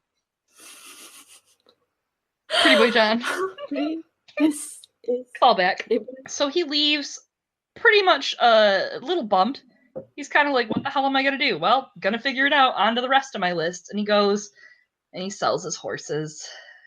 Okay. And he feels like he's betraying an old friend. No, because he is. He is betraying an old friend. He's betraying Sweetfoot, and he's like... Betraying Chestnut and Sweetfoot. Is it both of them? Keeping thunder. I thought it was just Sweetfoot. Oh, fucking God. Well, Chestnut was too old to be worth anything, but... So I guess, no. But he was at least... He was selling Sweetfoot. It's kind of sad. He goes to, like, go do that, and as he's about to do that, the banners of House Targaryen show up with a three-headed fierce dragon and a black silk pennant atop a tall staff. And he grabs Egg's arm and he's like, who are they? And Egg is like, are you shitting me? Like, Egg looks at him like with the weirdest face, like, really? Like, can't you see the banners, dude? Like, Targaryens. Like, duh. I guess the banners weren't fully unfurled in that moment, but also just like, I mean, just look at them. And the Kingsguard, like, flanking them with their white and gold gleaming armor and their white cloak. On one hand, like, you kind of have to wonder, like, is Dunk's perspective on this just a normal perspective? Like, if you have never been exposed to literally royalty, and the banners are not unfurled yet because the wind hasn't blown yet, I mean, like... Would you know? Yeah, these are just some fancy-ass people, and all the fancy-ass people are fancy-ass people. Like, how'd you know, like, how much more fancy they are than the other people? Like, you don't give a shit about that. Well, I think there's a certain air, though, to be fair, of, like, the difference between, you know, like, Sir Manfred Dondarrion and, like, Aerion Targaryen. Like, you could definitely see, like, I mean, you see the Kingsguard flanking these people. You see, you know, like, they're in their royal colors, black and red armor, and streaming from their helms, they have, like, ribbons, and, like... Yeah, they roll mad deep. I get it, but, like... They roll mad deep! They do. They do. And, I mean, so he sees the Kingsguard knights, and Lord Ashford and his sons come hurrying out of their keep to meet them. And I love that he sees the girl, the short girl, the maid of Ashford with yellow hair and a round pink face, and he thinks she doesn't seem so fair to me. The puppet girl was prettier. Like, totally such an overarching comment on, like, she's not so pretty. She isn't even, like, that's all knighthood is, this false knighthood of winning the tourney. And this idea to him is so shallow to him. He's just like, I have to go earn this just to, like, get some money. Yeah. Like, I want nothing to do with the pretty maid. He's like, shite, but Yeah. Tanselle. She's not that hot. Tanselle, though. Tanselle Yeah. fucks. Dunk fucks. Obviously. Dragonflies, they fuck. They fuck.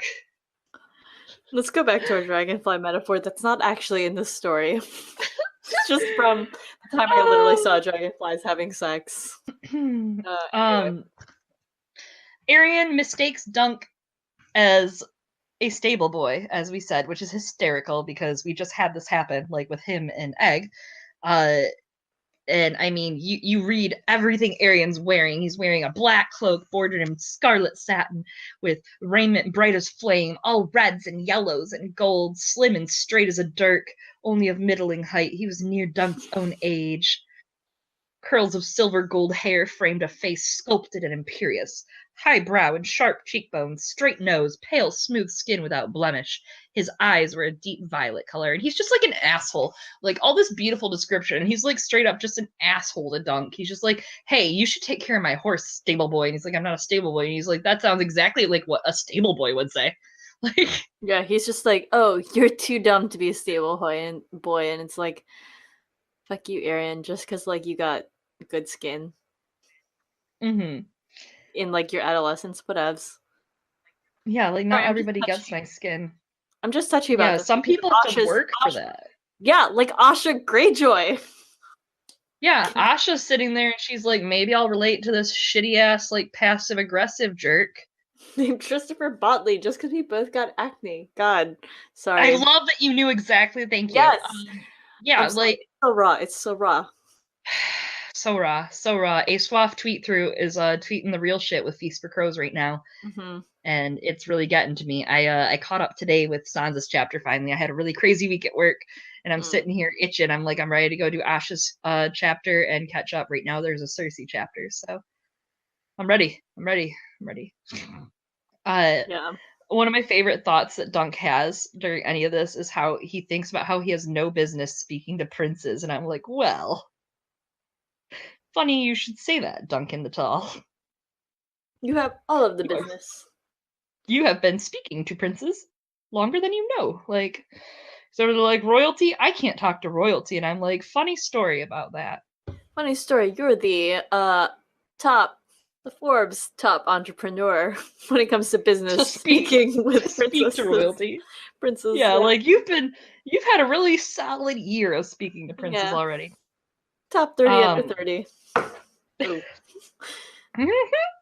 And he thinks about like how beautiful Targaryens are, and he knows that Prince Baelor was older, but that the youth might have been one of his sons, and he thinks about valor, and he thinks about all the other princelings. God, the insult of even thinking that Aerion Targaryen is one of Prince Baelor's sons. God. Okay, sorry.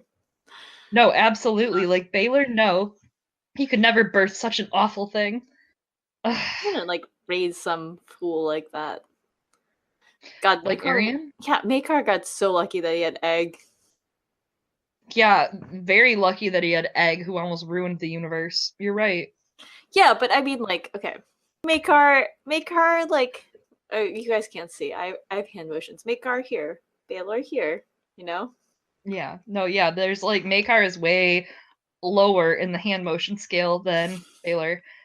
Like Baelor is just like top tier, and like Maekar is just like Baelor is Fiji water, and Maekar is toilet water. I mean, yeah, like it's still water. You know, I mean, like needed and shit, but like Baelor go. Yeah, exactly. Like, I mean, if you really need water, then yeah, I guess toilet water's okay, but I'd rather go for the Fiji.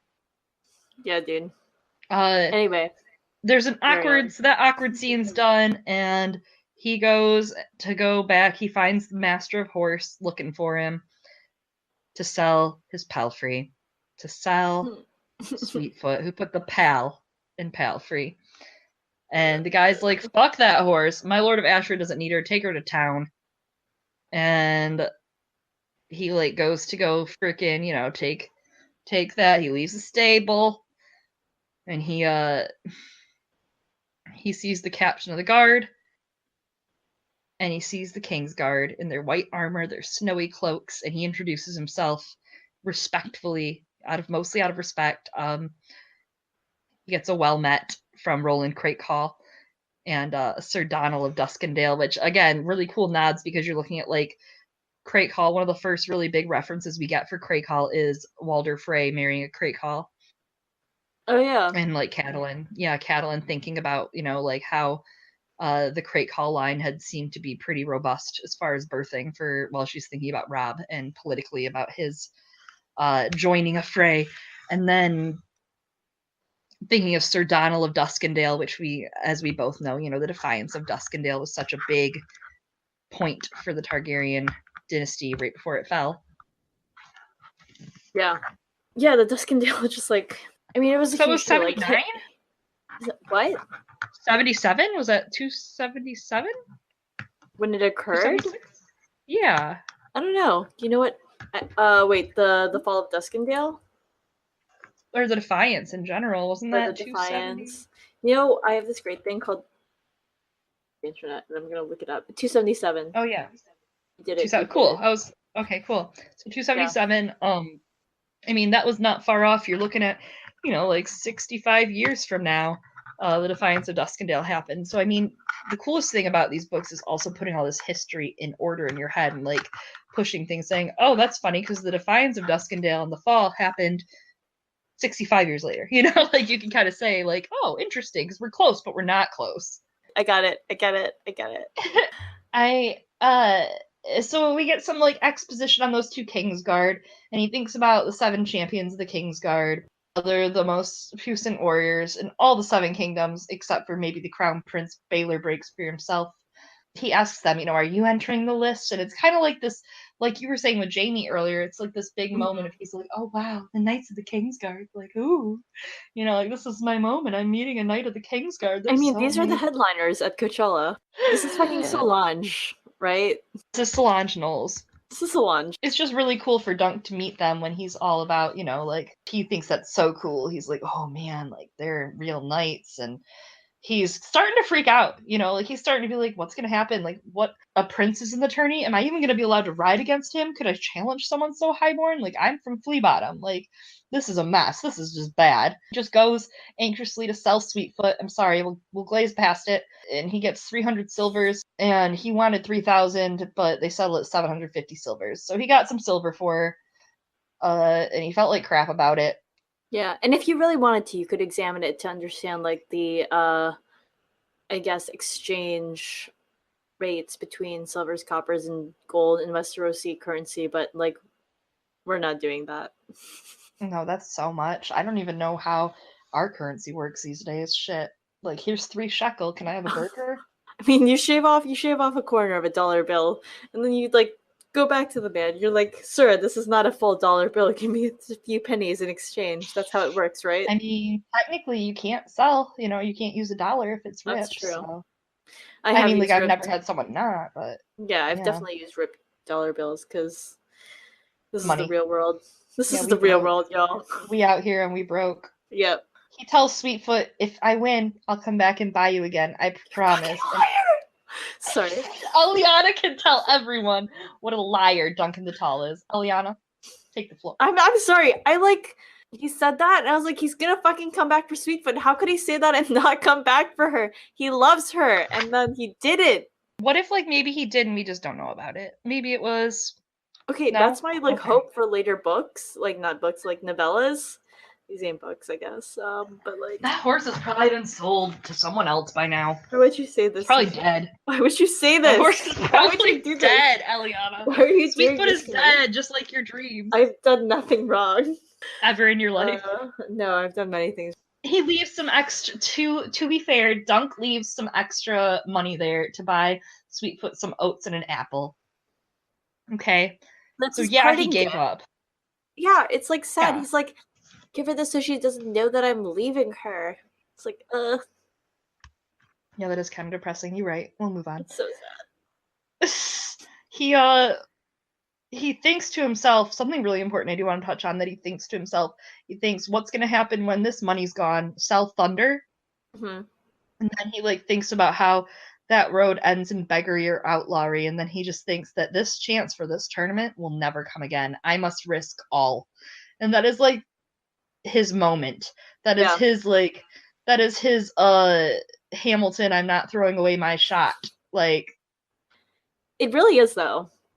It is. It's his big I want. This is the overarching, out of all the books, he must risk all. If he doesn't, then it's all for naught. It's just continuing to sell his friends. Yeah. And by his friends, I mean the horses. Well, to be fair, he didn't have any other friends. He had egg and horses, so I'll give you that. Okay, the horses are his friends. It's a dead end road. But I mean, he's a big boy. Yeah, literally. He's literally big. He's literally so big. He's closer to 7 feet tall. I mean, he's so big. He passed it on to Brienne, and Brienne does great. I mean, she just threw that man off his horse and was I'm gonna pummel this man. I'm all right. And she did. And there's a nice little parallel too. For that, I must risk all. No chance, no choice. Yes. Yeah. Especially later on, though, it really just comes forth. But the idea of having to do it, and it's good because at least in this scene we see that there is a temptation for Dunk. We see that there is another road that he could choose to go after. Yet, despite having that choice, he chose the better choice. Yeah, he chooses the road less followed for the Hedge Knight, so to speak. Maybe. I assume this is the road that they mostly follow, and then hope it doesn't end beggary or outlawry. I wouldn't say that. I'd say he chooses the road less followed, which, to be fair, he does get. I mean, that's privileged, to be fair, because he gets that chance. Most people don't get that chance to just be accepted into a household, somehow survive a crazy ass tourney against all these knights and be accepted into a household that is rich as hell, royal as hell, and be all right, just he somehow got really effing lucky, because that's not the road that most hedge knights get to go down. That's true. So after he sells the horses, which are awful, and I get it, you're very upset, drink your whiskey, he does get to see his baby girl Tanselle and does throw her some coppers. He threw her 2 coppers and says one for last night, and she caught it in the air and threw him back a smile as sweet as any he had ever seen. I like the way that's phrased. That's very clever. She caught it and she threw it. Okay. It's cute. Mm-hmm. Good job, George R. R. Martin. I see you. The exchange is so nice. I do love that. I love that. Yeah. Just that smart exchange of her throwing him a smile and him throwing her coppers. And he even says, is it me she smiles at, or is it my coins? He had never been with a girl and they made him nervous. Adolescence, being a teenager is so hard. I love it. He went to a brothel and he tried to Sir Arlen takes him to a brothel and tries to make him a man. He'd been drunk. He does it. He says he's gonna take him to a brothel, and then he's too drunk to remember that I was gonna do that for you. Lol. Yep. And he didn't want a whore anyways, he didn't think. If he couldn't have a highborn maiden like a proper knight, he wanted one who at least liked him more than his silver, there again, you see Dunk has this ideal of what a knight should be and what knights should do. They should mate with highborn ladies and maidens, and he should, just be chivalrous and all this. It's just the stuff that he grew up thinking, and it's almost in a way very Sansa Stark line of thinking, early Aegot and Clash, just songs of ladies and knights and what it's supposed to be like. And unfortunately, as we get through this story, we know that's not what it's like. But yeah, we know that life is not a song. Mm-hmm. But he's all hey, you want a sausage? Pork sausage? Which I'm sitting here whoa. I'm dude, too forward. Yeah, absolutely, social cues, Dunk, social cues. Yeah, and I know he's just awkward. I like this detail about him making out with some tavern girl. I'm all right, Dunk can get it. He just needs to believe him. He needs a little confidence. I mean, okay, so interruption for us here. Somebody from Twitter, a really good friend of mine, Saren, at AEDENKA, she is constantly tweeting about Dunk's dick. That's just her.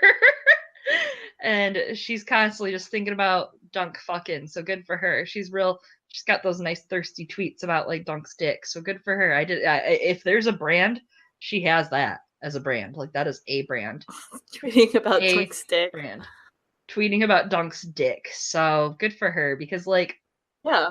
I mean now I'm thinking about it. Are you thinking about Dunk's dick? I can be.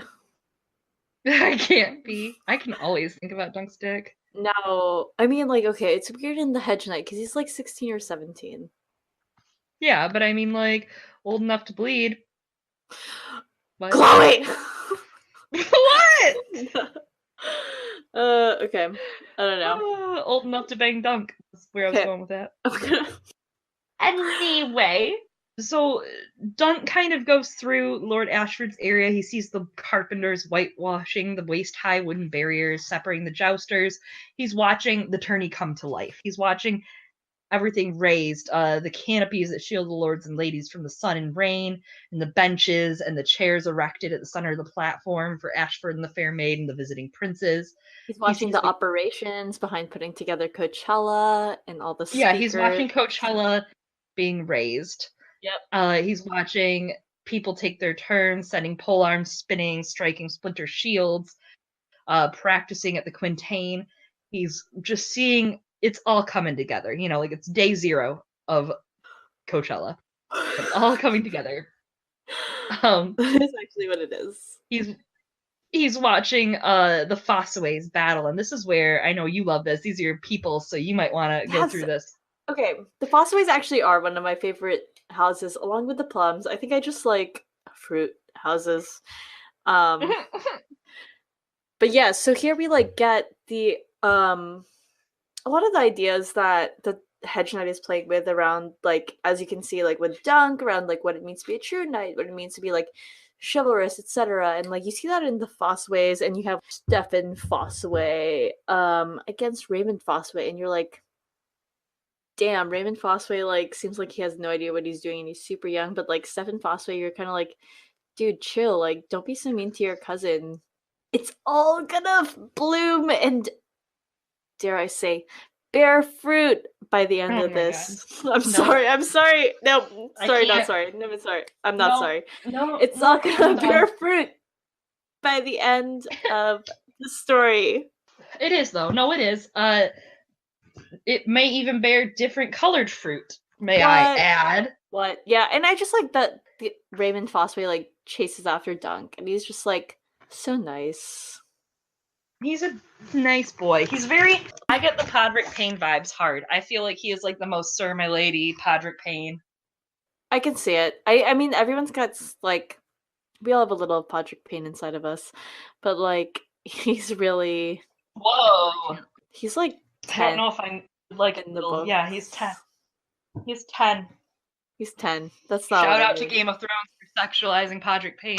Okay, they did that to everyone, especially because like Aswath tweet through today was like going over that Cersei chapter. I'm like, Tommen's a small boy. Leave him the fuck alone, everyone. Just like he's so chubby and cute. Let him be. Let him live. He's just a child. Everyone just like let Tommen be a child and just like let him be a child and stop being fucking weird. Let him hang out with the cats and not eat beets. Like I don't know what else to tell you. Everyone's like really being weird. I'm just like, stop being weird about Tommen. And like he's just chubby and small. He's like, I don't know, he just like hasn't even gone through adolescence, and just like let him be a child. Anyways. And you know he's not even gonna get to. Like, he's just gonna die. I mean, yes, I guess I kind of know that, but I just don't want to know that. Yeah, well, you know, that's like poor baby, because he is a baby. Just let him be a baby. Anyways. Oh, absolutely, the most baby of all. God. So anyways. He ends up. We enter Ashford Castle because Dunk has to go. After he meets the Fossaways, he's chatting. He's all like, "Yeah, I gotta go sign up." And also Stefan is totally like, "Let's fight. Let's do some practice fighting." It's a good thing that he said no. Yeah, because he would not have done okay at that. Like, he would have broken his hand or a knee and gotten him right out of the jousts already. Like, he wouldn't have been able to perform. Yeah, he was trying to steal his sick beats. Oh my god, you're right. That is exactly what Stefan was like, show me your set. And Dunk would have shown him his set. And then Stefan would have taken it and been like, cool, thanks for letting me copy your homework. Dunk, like, actually is up there and he's, like, really, like, on his fucking beat pad and doing shit live and, like, DJing live. And Stefan's pre-recorded all his stuff. Yeah, I don't.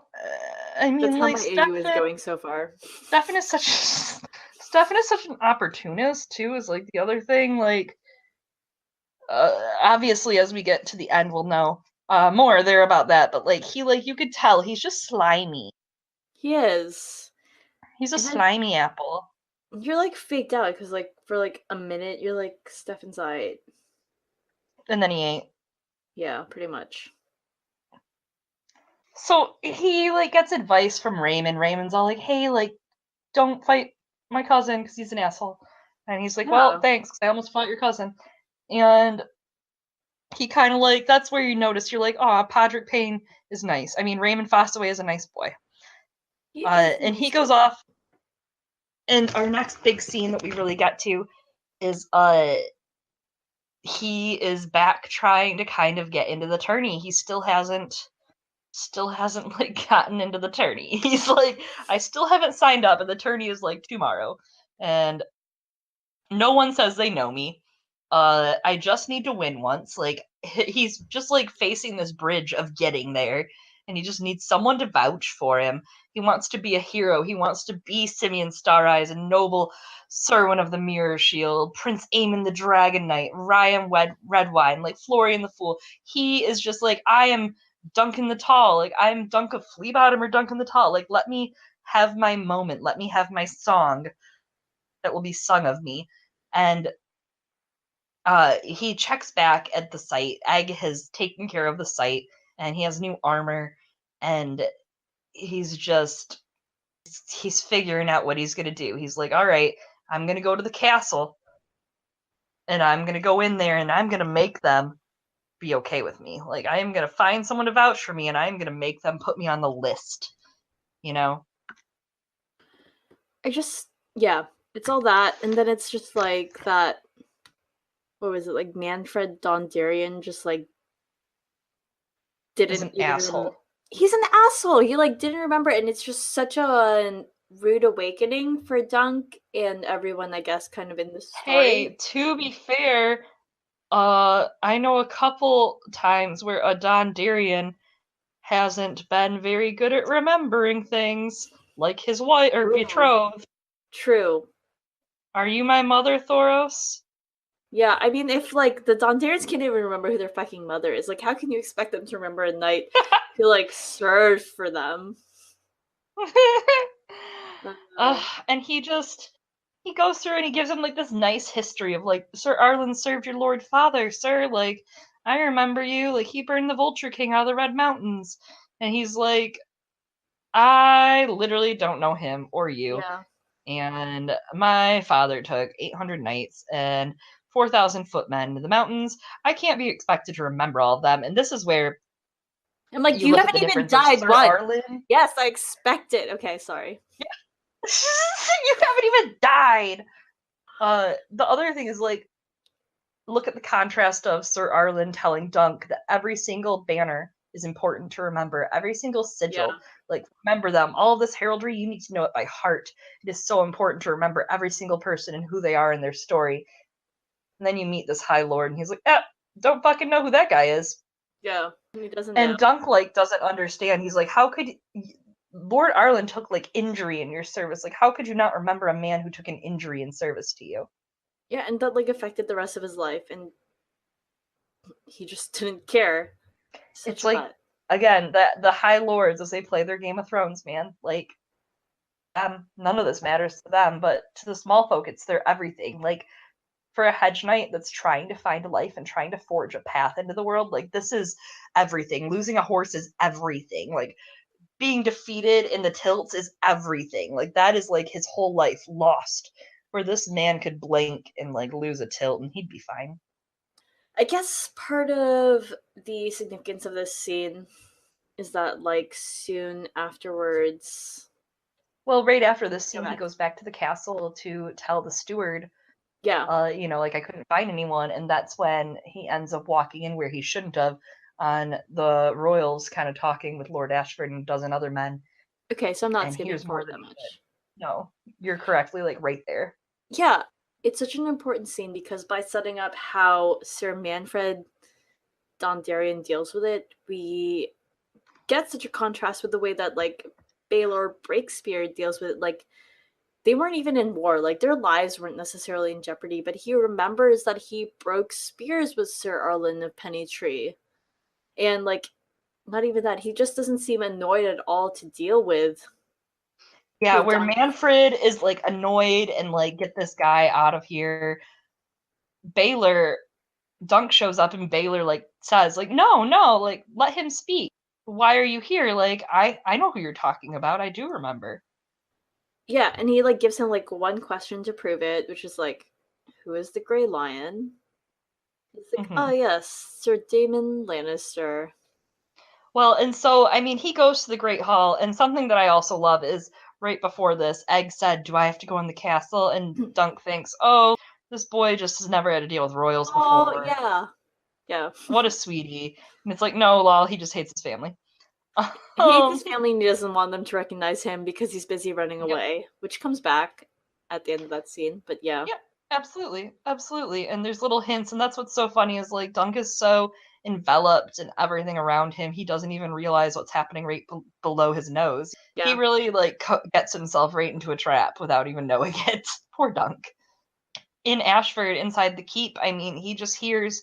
He walks in and he's hearing about Darren and Aegon going missing, yeah. and he doesn't. He is so focused on his own situation that he doesn't even know. Like he's like, "What? What are you talking about?" Well, like, I mean, in his defense, if you're a normal person, why would you even put those two things together? You'd be like, aw, damn, the royal princes are Right. missing. Oh, look, it's my stable boy from the And inn who was the naked. funniest, Maker is sitting there talking about how like he hopes his children would outshine Baylor's like during the tilts. It's just open mouth, just talking about it. It's interesting because from Dunk's perspective, how you get it, you just see a bunch of like silver haired people talking about a bunch of crap, and he doesn't know Except for who's who. Baelor. Yeah, exactly, except for Baylor, who has the nice, not fully Targaryen look there. But he just sees a bunch of dragon lords standing around talking. He doesn't know what any of this means. He's like, Darren's doing what? Sir Roland's doing what? Who's Aegon? Who Aerion? Oh, okay. Like he's like, I don't know what's happening. He's like, GLHF with your kids, dude. It's like got caught by the high waters. Lol, lol, lol. One of them is in my camp, but I don't know that. It's fine. And the other one's drunk. I mean, Makar kind of gets his wish in some ways. Like his kids totally outshine Baelor's in the like sense of what it means to be part of a story and part of the gossips, I guess. No, it's true. I mean, he does get his wish at, also at the A expense price. of, yeah, the price. Yeah. Look at the expense, obviously. But, and at that point, I guess it doesn't matter. And I mean, even when he's remorseful at the end of this story to Dunk, you kind of get that gist too, to be fair. I mean, but Dunk just like walks in on them and they're like, like, who are you? And they're about to get like asshole-ish. Like, they're just being jerks, like, get this guy out of here.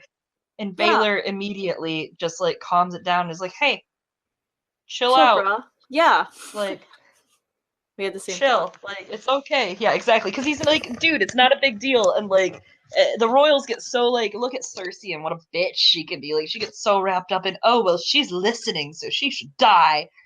And it's like, whoa, like, how about we take this like a step at a time? Let's crawl before we walk. Like, not just kill a bitch for looking at you. Like, maybe.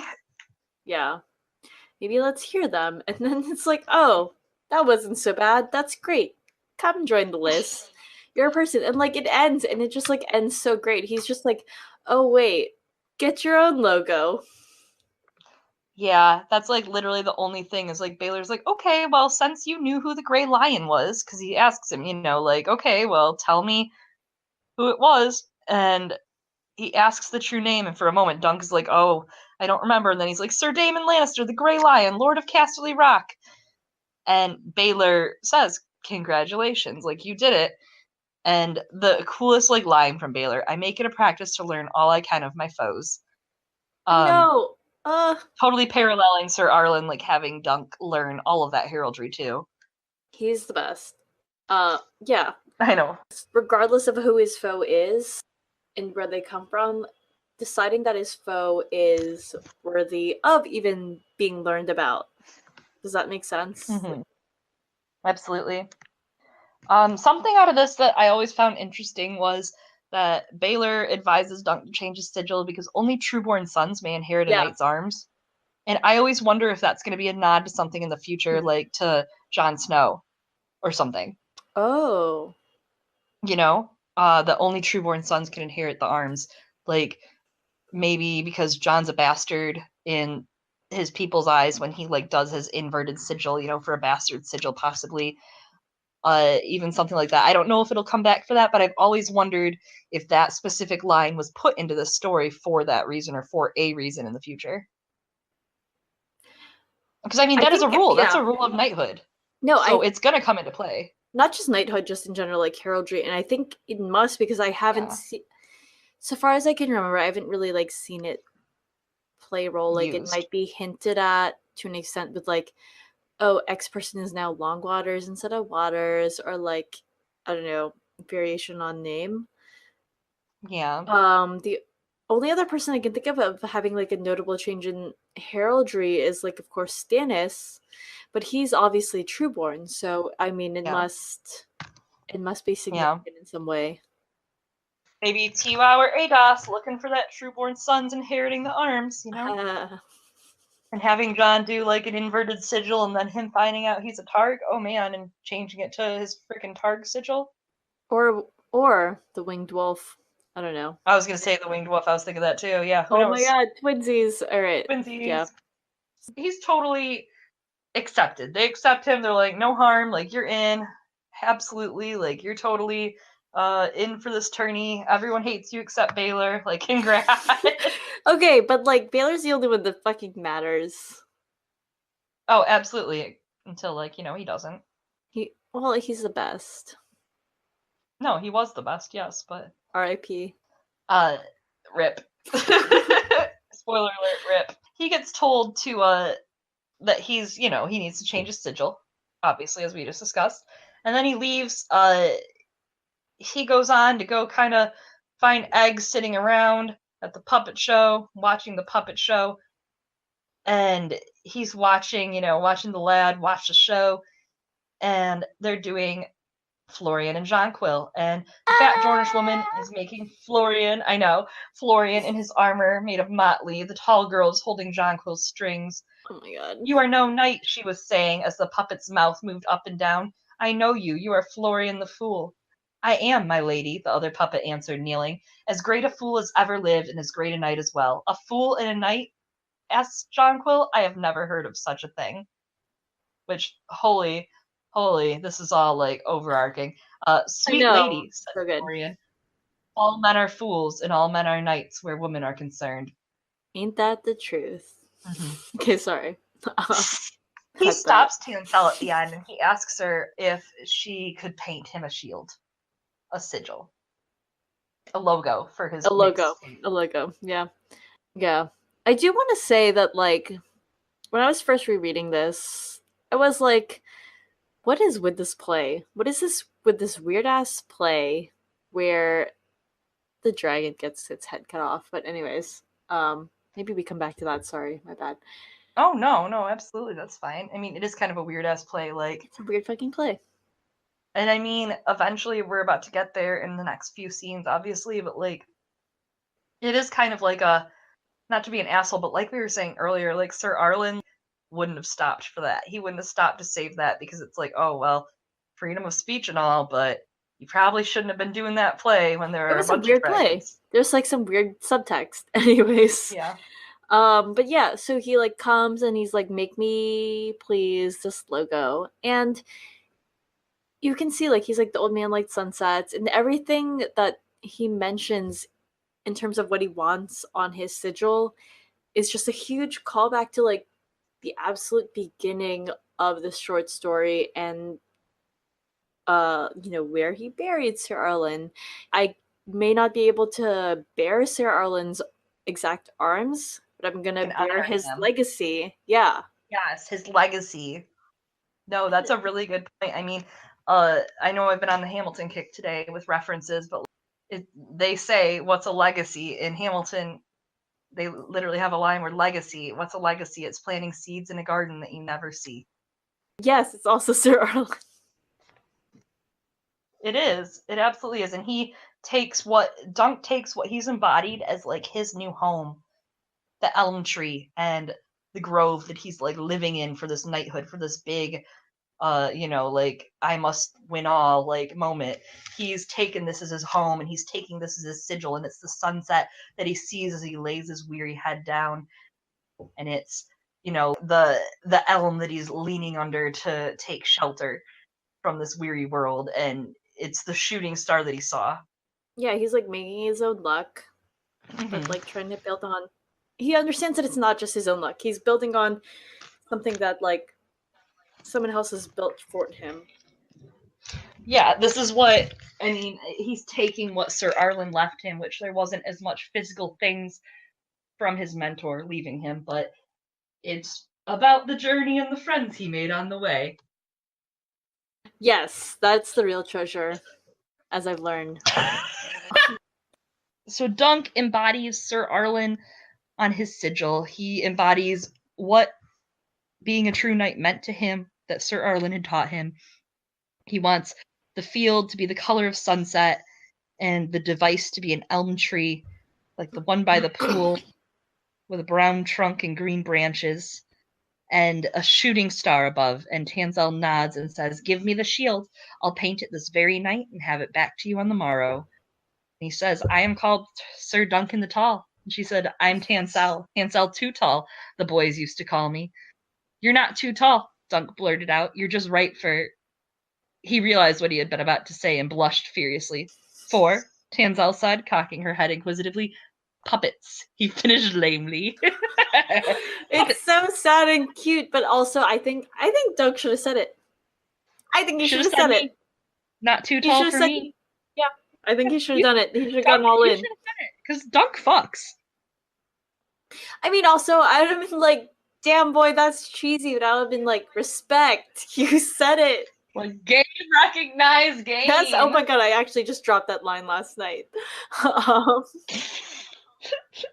Game always recognizes game, dog, especially Tanselle the Tall and Duncan the Tall. Like, that's an OTP. Yeah. That is what the kids are calling a one true pairing, my friend. I like understand that it's not deep down inside, but I could like see the seeds for it, and I was like, he should have said it. Teenagers. Man. You live, you learn. Yeah, that's true. So we end up at the first day of the tourney. We made it to the tourney. We did it! Oh my god! High five! For those listening, whatever you're hearing is going to be very pared down from whatever we've done. We have been rambling for hours, but it's really fun. I'm having a good time rambling. I'm having a great time. I'm out here. I'm drinking. I'm talking to my girl. It's all good. I'm talking to my girl. I'm getting a little rowdy, getting a little drunk, going to a tourney. I guess. Going to Coachella. So, tourney day 1. The tourney has 5 pre-chosen champions that are representing the Lady of Ashford. The right of first challenge would go to knights of higher birth and greater renown, to sons and lords and champions from other tourneys. And Egg just chatters through his breakfast with Dunk. They're just chattering, and he's talking about all of the knights in the kingdom, and Dunk says he's not japing when he says he knew every good knight in the kingdoms. He found it humbling to even listen to the words of the scrawny orphan boy, which is so funny because, as we both know, Egg knows all this stuff because he's highborn. He knows all this because he lives in this castle with these dragons. Yeah.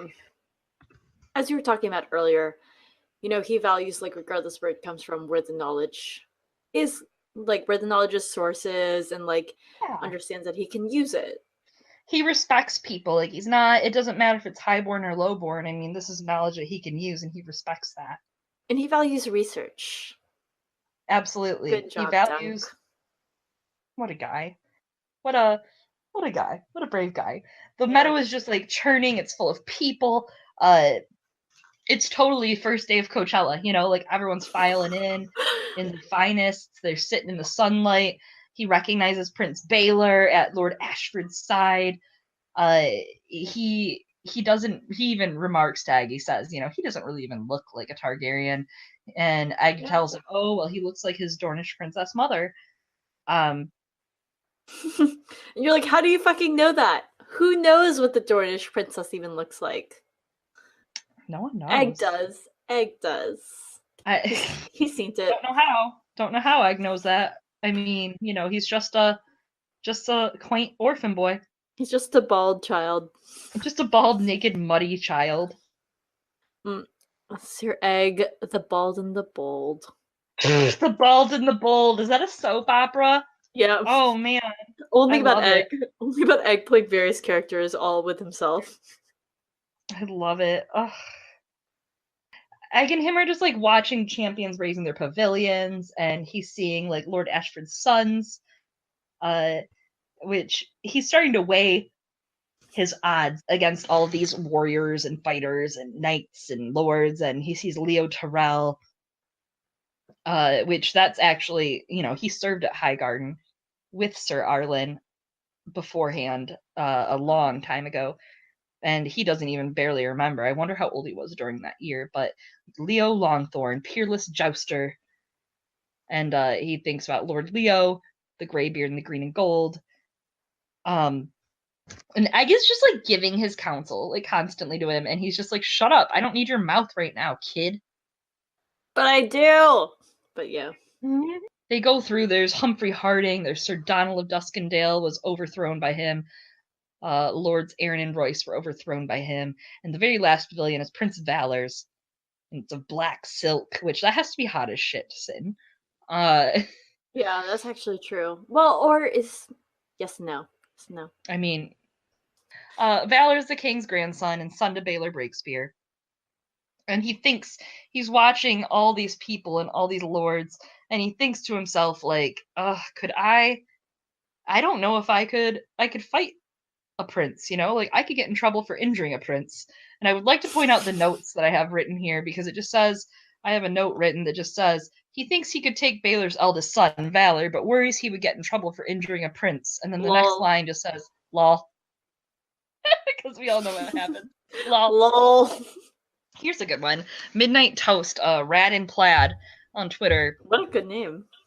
Yeah, I love that. Kind of like catchy, like Rad and Plaid. Feels very grunge. Very grunge, like so 90s. Asked us, do you think Valor would have been skilled as a warrior, politician, and king as his father? I don't. He seemed too... Same? Like, yeah, very vain, very kind of like lackadaisical.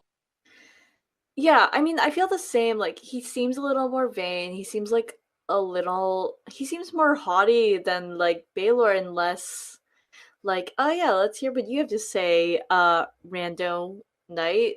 But at the same time, like, Baylor is so much younger. Mhm. I am an optimist and like to believe that sometimes people change for the better, and like Valar could have grown to become a man more like Baylor, but coulda. But I guess I don't know. In the end, the what ifs don't matter because they didn't happen. Because he did. He did. He did. Historically, they all die, is what I'm trying to tell you. Yeah. Everybody did. True. And, I mean, the lists go on. There's all these people fall. He's watching just intensely. I mean, the earth is just like rumbling beneath his feet. Egg is just like waving happily on top of his. Yes, he feels the earth move under his feet. I think that's the inspiration for this novel. Egg is on his shoulders, like waving his skinny little arms around, like watching. Dunk's watching, people fight. And the fucking worst, Aerion Brightflame, second son of Maker, challenges Sir Humphrey Harding. What a dick. This is where shit hit the fan, dude. This is where it all went down right here. This is where the whole entire tourney just like changes. and he just like he impales Humphrey's horse. Yeah. Okay, also, just want to add, may you fall on your horse, Harry the Arse, thought Sansa. Yes. And Just putting in some Humphrey Harding parallels real quick. it's a callback to that, but it's also a callback to like the squire to John Aerion. Remember? Vardis. Yeah, like Ned was going to question him, but then all of a sudden he dies in the tourney. Yep. Conveniently for everyone. And I definitely, it like feels like a callback to that. Oh, absolutely. I think up-jumped Veil Knight, participating in a tourney is totally a very common thing for stories of the Vale.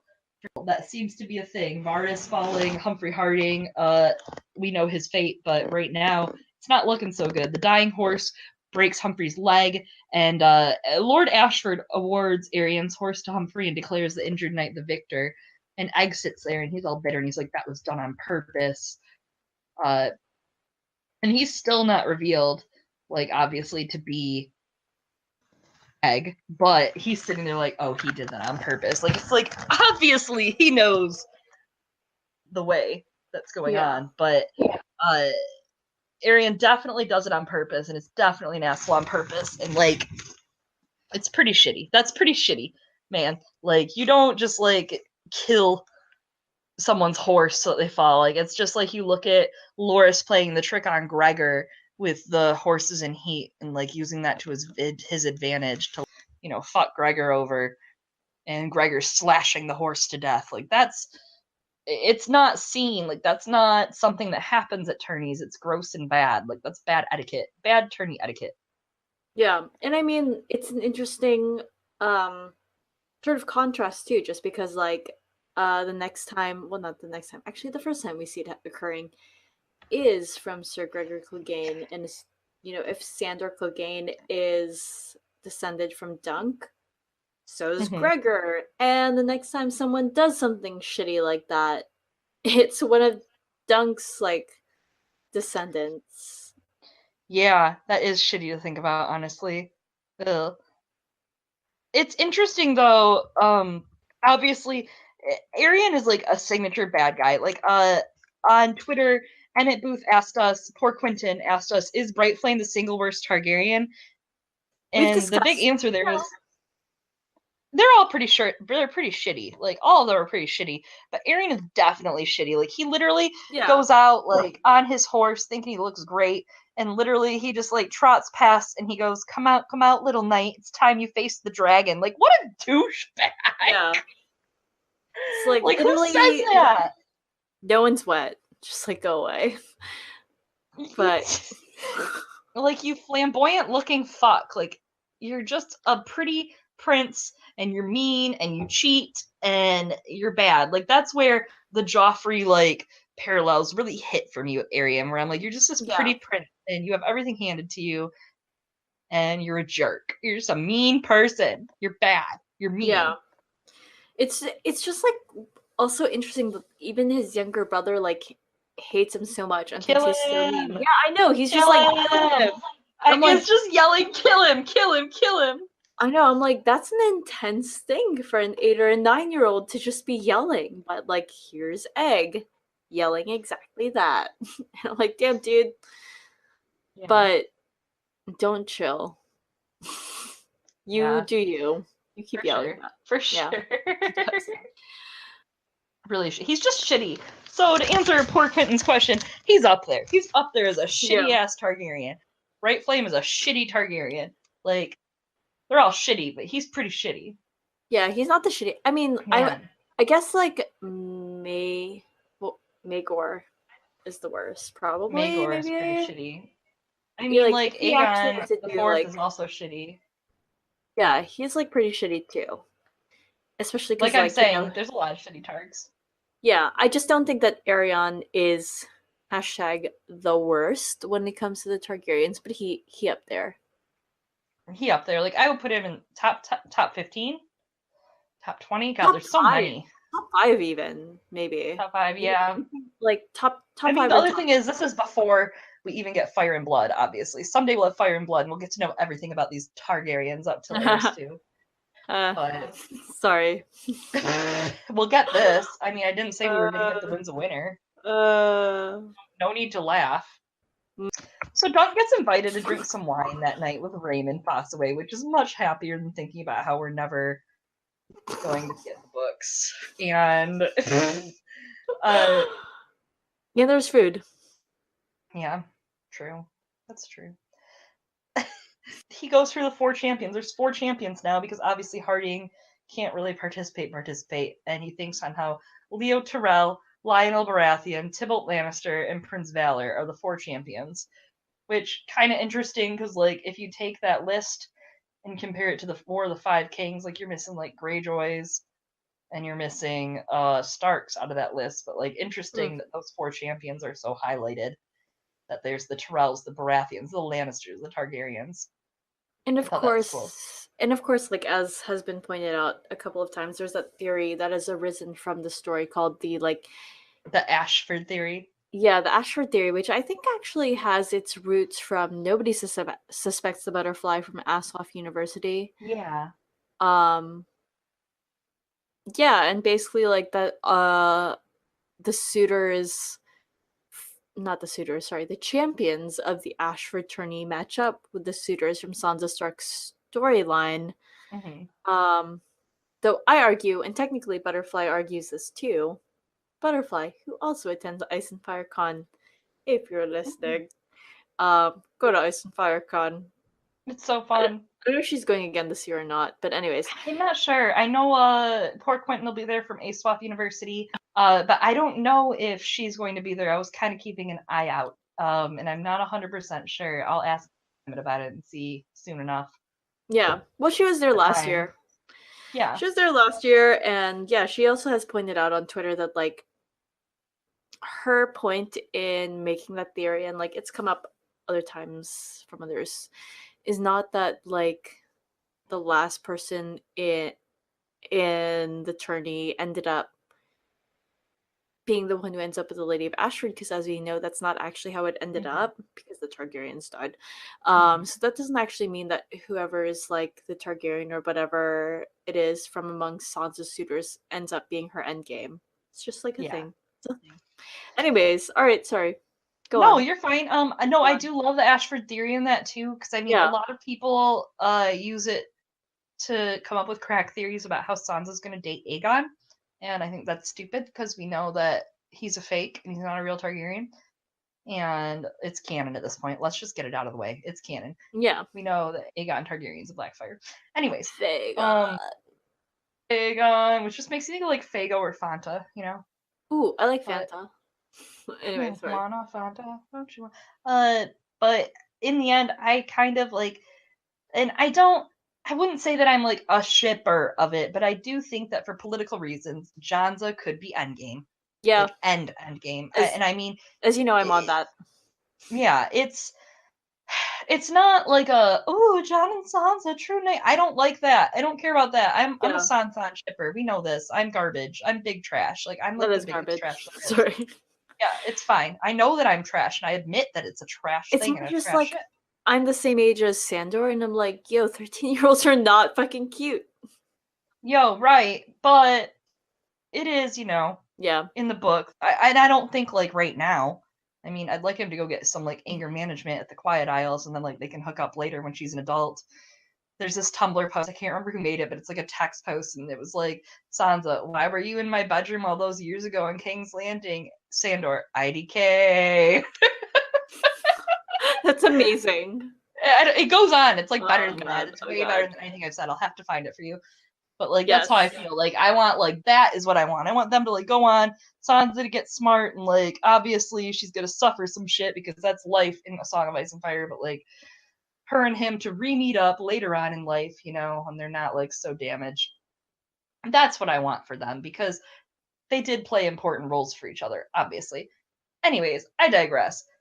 As I am a Sansa shipper and I'm garbage, it's not that I don't like love Jansa, it's just it seems kind of the way the story will go in the end. I don't think Daenerys is going to live, at least Same. not like till the end. And if Jon does live, I mean, what's the only way Targaryen blood would be accepted again after all this destruction? Well, marrying to someone else, like making it solid. And who's available? Well, who has red hair and is politically apt, and who's honorable with the dumb, stark, long face? Sansa! It's Sansa! Sansa and Jon! That's a good job. You did really good, honey. Dunk goes and he drinks wine with Raymond that night, and he's having a good time, kind of like hanging out with the popular kids for a minute. Like he's kind of learning some stuff, he's getting some gossip, and he's hearing some gossip from Raymond, and he's kind of like making friends. This is the first time like Dunk gets to be around people his age. It's the first time he gets to like be a normal person kid. Like not kid, but like he gets to live his age for once. He gets to like hang out with some people that are knights, and I don't know, it's like Dunk gets to like live. He doesn't ever get to live, so he's just hanging out and everything's great, and he's getting a bunch of exposition about the Targaryens and about like all of like the king's sons and Darien and Aegon and Aerion and Baelor and Eris and Rhaegal, and he's talking about the king's sons and the grandsons and just all They're the just family. You're getting bored. Yeah, they're just gossiping about Targs, talking about how Arion's vain and cruel, how Darien's a sot, how they gave Aemon to the Citadel, like. Oh, Aemon. Oh, Aemon. Oh, Egg. Oh. That was old. I am old. No, I'm kind of old. Whatever. Yeah, I'm fine. I'm not crying. You're crying. I had a cat that was old and blind, and I kept like holding him, like, Egg, I dreamed I was old. So. Oh, what if I do? Okay, I don't want to do that to my dog. My dog is blind. Oh, so your dog's Maester Aemon. He's a Chihuahua, and he's 15, and he's got like a tumor on his butt, and sometimes he bleeds out of his butt. Now his butt doesn't look like an elephant's face anymore, and he's blind, and that's my story. Okay, well. Yeah, thanks for listening. I appreciate it. So. Thanks, everyone. We can cut that. It's okay. I can't wait to just like get into Audacity and just cut this bitch up. Just be like, oh my god, Eliana, what are you doing? Jeff was like in the chat, like, out of 120 minutes, here's the 80 minutes it turned out. And I'm over here like, out of the 730 minutes, here's the 30 usable minutes we came up with. Sorry. Not sorry. It's okay. I mean, I'm here too. So I can put them down if you like. We can cut it all down. We'll figure it out.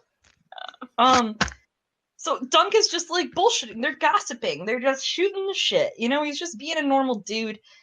And all of a sudden, Egg comes running, just bursts in. And I do want to say something that's so important about how he bursts in is he doesn't say like Dunk, Dunk, Dunk. He goes, Sir Duncan, Sir Duncan. Like totally respects the shit out of him. You know what I mean? Like calls him Sir Duncan. Doesn't come running and say Dunk the Lunk. Doesn't come running and say Dunk. He says, Sir Duncan, I need you. You have to run. He's hurting her. And it's funny because he says Sir Duncan, but he doesn't use any of the honorifics for Aerion, probably because it's literally his brother, but like whatever. Yeah, but fuck him.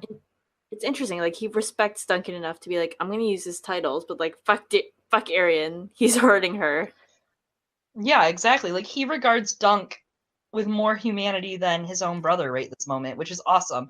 Like it's awesome that he respects Dunk enough to even be like Sir Duncan in front of Dunk's peers. Like that's what's so important to me is that like for all this talk where he's like, you're not even a real knight, dude. Like who the fuck you think you're a real knight? He's come all this time, all of a sudden within a few days to respect Dunk enough to call him Sir in 2 days to call him Sir Duncan, to say he is a true knight and deserves the title of Sir.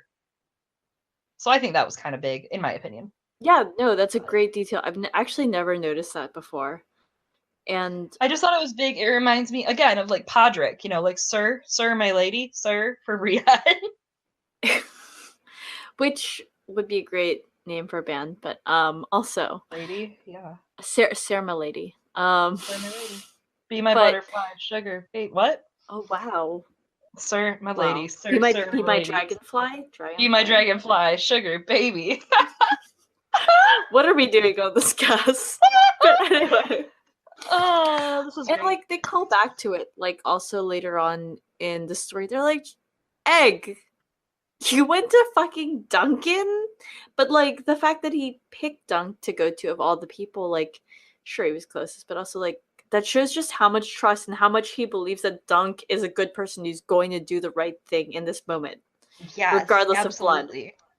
I mean, and Egg's not stupid. He also, like, sees, like, oh, there was something between him and that puppeteer. Sure. But, like, it's more over, like, Egg's morality that to him, like, his brother, the evil dude who he wanted to get killed during Kill the him! first day of the joust, kill him! Like, Kill his him! leg tightening around Dunk, his neck, like, kill him! Like, he's an asshole. Like, his morality that, like, my brother is bad and he's hurting a girl that has no power. Like, this is a woman of the small folk who just is putting on puppeteering, like, for some money, like, trying to entertain, like, and he is hurting her. I mean, that is big of Egg's character, in my opinion. That's a big characterization moment that, like, Egg would choose to have. I mean, this is the moment that you and I have been talking about of, would Sir Arlen have stopped? Well, Sir Egg Arlen certainly wouldn't. had. You're right. Nope, Sir Arlen would have kept his head down, and Egg is out there like, no, but it is wrong that Egg puts him on the line for it. That's fucked. But it speaks to both of their characters that Egg realized in that moment, this is not okay. Like, it's not okay for my brother to be abusing his power thusly, and I need to find help. Yeah. And I guess it says something Who that do I trust? Yeah, he trusted Dunk, and he picked Dunk. He's a true knight, and like that play was suspect. Like, what was this fucking play? Like, whose idea was this? Who fucking wrote this? Anyways, that was a suspect play. But also, yeah, it's also like in the political climate currently, kind of a bad idea. From the Dornish, that was a suspect play. But also, it was definitely some Dornish propaganda. That was a suspect play. Anyway, so like, but like, yeah, that Egg did something also means something. Yeah, absolutely. That he stood up and didn't let that just go on. And it's harder for Egg because his brother is royalty. Like, he's royalty, but he's just a kid. I mean, you have to remember, yeah, he's royalty, but his royalty only goes so far. Like, his brother is an adult now. Like, he is of the same age as Dunk, if not older, and has more power than what Egg is just a kid. He's a kid who had no power, so he ran away because he was sick of not having anything like that. Yeah, he's a kid. He didn't know what the world was going to be like. He didn't know that, like, he had his own idea of what the world should be, and tried to live up to that by trying to find the truest knight that he could. And there's another line that's good too, is Raymond stops him and says, Sir Duncan, Aerion, he said, a prince of the blood, be careful. It was good counsel, he knew. The old man would have said the same. Yeah, it's Aerion, but fuck that guy. Fuck Bright Flame, bro. Yeah, more like butt flame. But anyway. But anyway, he like shows up and everything's like turned over. A man at arms is dangling the puppets from his hand while they're being set afire with a torch. Like, this is all like, he's like, I left you for half a day, and what is happening? Yeah, absolutely. Like, you have like these men at arms, these evil like Janos Slint motherfuckers are just like lighting the puppets on fire, and Aerion like isn't enough to have Kingsguard around him. Like, he's not good enough, not needed enough to have like Kingsguard, but he's standing there just like, ha, like my cronies, my bully guards are setting these puppets on fire, and I'm gonna break this girl's finger, and the stall's on its side, and it's just like such a tragic scene. It is, and like he's just exerting. It's not even just physical strength. He's exerting every amount of strength that he can. And yeah, I don't know. Every part of it, he's just using his power for evil. He really is. And then he even like asks, he's like knows how much power he wields. And then later on, like he like asks Egg, you refused to take my horse. Why did you throw your life away? For this whore, she's scarcely worth it. A traitor, a dragon ought never lose. And he knows he has the upper hand, and yet he just continues to be a bully, and that's what's the worst. It's like, it's one thing to have power, it's a total another thing how you wield it. And Bright Flame like wields his power, and it's horrible. Like, in the text you get like the dragon puppets scattered all about them, a broken wing here, its head there, its tail in 3 pieces, and in the midst of it all stood Prince Aerion, resplendent in a red velvet doublet with long dagged sleeves, twisting Tanselle's arms in both hands. Like, such a cruel sight. Like, why is it that we're introduced to these beautiful, like, Targaryen dragon lord characters between, like, Aerion and Viserys, and you just, like, get them, like, you know, like, twisting and turning and being evil and hurting an innocent woman? Like, that's just, like, the worst, grossest image. Like, I could never be into Targaryen shit because of that. Like, it just grosses me out. I'm like, ugh, what an asshole. I mean, it's definitely something George R. R. Martin's playing with, probably because he used to write for, like, Beauty and the Beast, that show. The show that Oh, I yeah. never watched. From, like, what was it, the 80s or the 90s? Wow, it's so And, funny. like, Did you say that George R. R. Martin loves Beauty and the Beast? I didn't say he loves it, I just said he wrote for it. Maybe he loves it. Did you I know don't that know. he loves Why? it? And there's actually this really I didn't cool know he loved parallel it. I'll show you sometime. Yeah, no, he Show me loves now. Beauty and the Beast. Or, like, tell me I'll have about to it. find it. Yeah, it's on Tumblr, but there's a parallel, and it's the whole scene, which obviously we know he directed he wrote Blackwater, the episode for season 2 for Game of Thrones, and the entire scene for Sansa and Sandor is almost like shot for shot of this French Beauty and the Beast movie from the early Oh, 1900s, black and white, and it's like that's almost shot fun. for shot. It's amazing, Eliana. I'll have to find it. It's such a cool parallel. Yes. Yeah, but it's really interesting. And there's that interview where this is some knowledge I'm about to drop on you. You know that interview George has where he talks about how, like, he's always surprised about the reaction from female fans to, like, some of his evil men Sorry, characters. no, I don't know, and I probably am better off not knowing, but hilarious. Tell me. He talks about Jamie and Sandor and how, like, he gets fan mail of, like, women that are like, oh, we love him, and something comes up and he's like, and people always are messaging and emailing and sending fan mail about Sandor and Sansa, the Sand shippers. Like, he straight up calls it that, and he's like, and people are always asking what's going on, is there something there? And he goes, and there is something there. And then I'm like, oh, like the song from Beauty and Yes! I was about to start something singing there. it in my head when you said it. I was like, there's something there that wasn't there before. Tale as Okay. old as time, Sansa and Sandor. So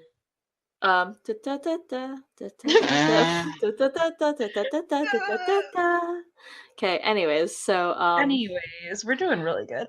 we're doing great. It's 9. We're doing great. We're doing great. Back to Aerion being an asshole. This is really hard for me. I just want to think about, like, soft, fluffy Sansan shit because, like, Arion's just such a piece of fuck. Yeah. No, he is. And, like, so stereotypical, but I also love it. I don't care. I love it. The way the rest of the scene plays out. Yeah, like, Aerion breaks her finger and Dunk, like, just shows up like a badass and just smashes him to the ground and he kicks the teeth out of the motherfucker's mouth. He's like a piece of fuck. And even, like, towards the end, Arion's like, oh, you fucking care about, like, these losers, these small folk. And then, like, Dunk rolls in. Not Dunk, sorry. Egg rolls in. This fucking bald-ass, like, small folk boy. And Yeah. Dunk's like, no, go away, run away, save yourself. Egg is all in the crowd, like, don't hurt him. And Dunk Yeah. just thinks, like, what a stupid boy. And that's what he does. He yells, he's like, hold your tongue, run away. And he's like, no, they won't. If they do, they'll answer to my father and my uncle. Let go of him. Wait, Yorkle, you know me. Do as I say. And you're just like, oh shit, what a reveal. It feels like, okay, you know what that scene reminds me of? Catelyn Stark at the end of the Yup, in crossroads. the inn. Yes. That's what And that's totally, like, a similar, like, reveal, and he almost, like, with the calling upon the men. And I can't wait. I really think I've, like, put this hot take out before, and I'm just gonna lay it down real quick. We're gonna see that again, probably in the end of Winds of Winter from Sansa. We are Ooh, gonna have I want that. Sansa. Yeah, this is real good. You're about to, like, vibrate intensely. Sansa is going to stand there, and she is going to call upon each of the Vale Bannermen and be like, did you not run down the halls with my father, Eddard Stark, when he was here Oh shit. as a young boy? And, like, she's gonna be like, were you not from my mother's service? And were you not like this to the Tullys? And she's gonna call on each person and call on each house, be like, does the North not remember? And, like, call on them to, like, help her take her home with the Knights of the Vale. It's gonna be really awesome. Anyways. Yeah. I wonder if it'll be just the veil. Yeah. Like, yeah, and I mean, like, Arya kind of does this, like, on a too smaller scale. Harwin, don't you remember me? Yeah, absolutely. That's her first little, like, stepping her toe in the water of it. Yeah, but, like, in, like, a sadder way.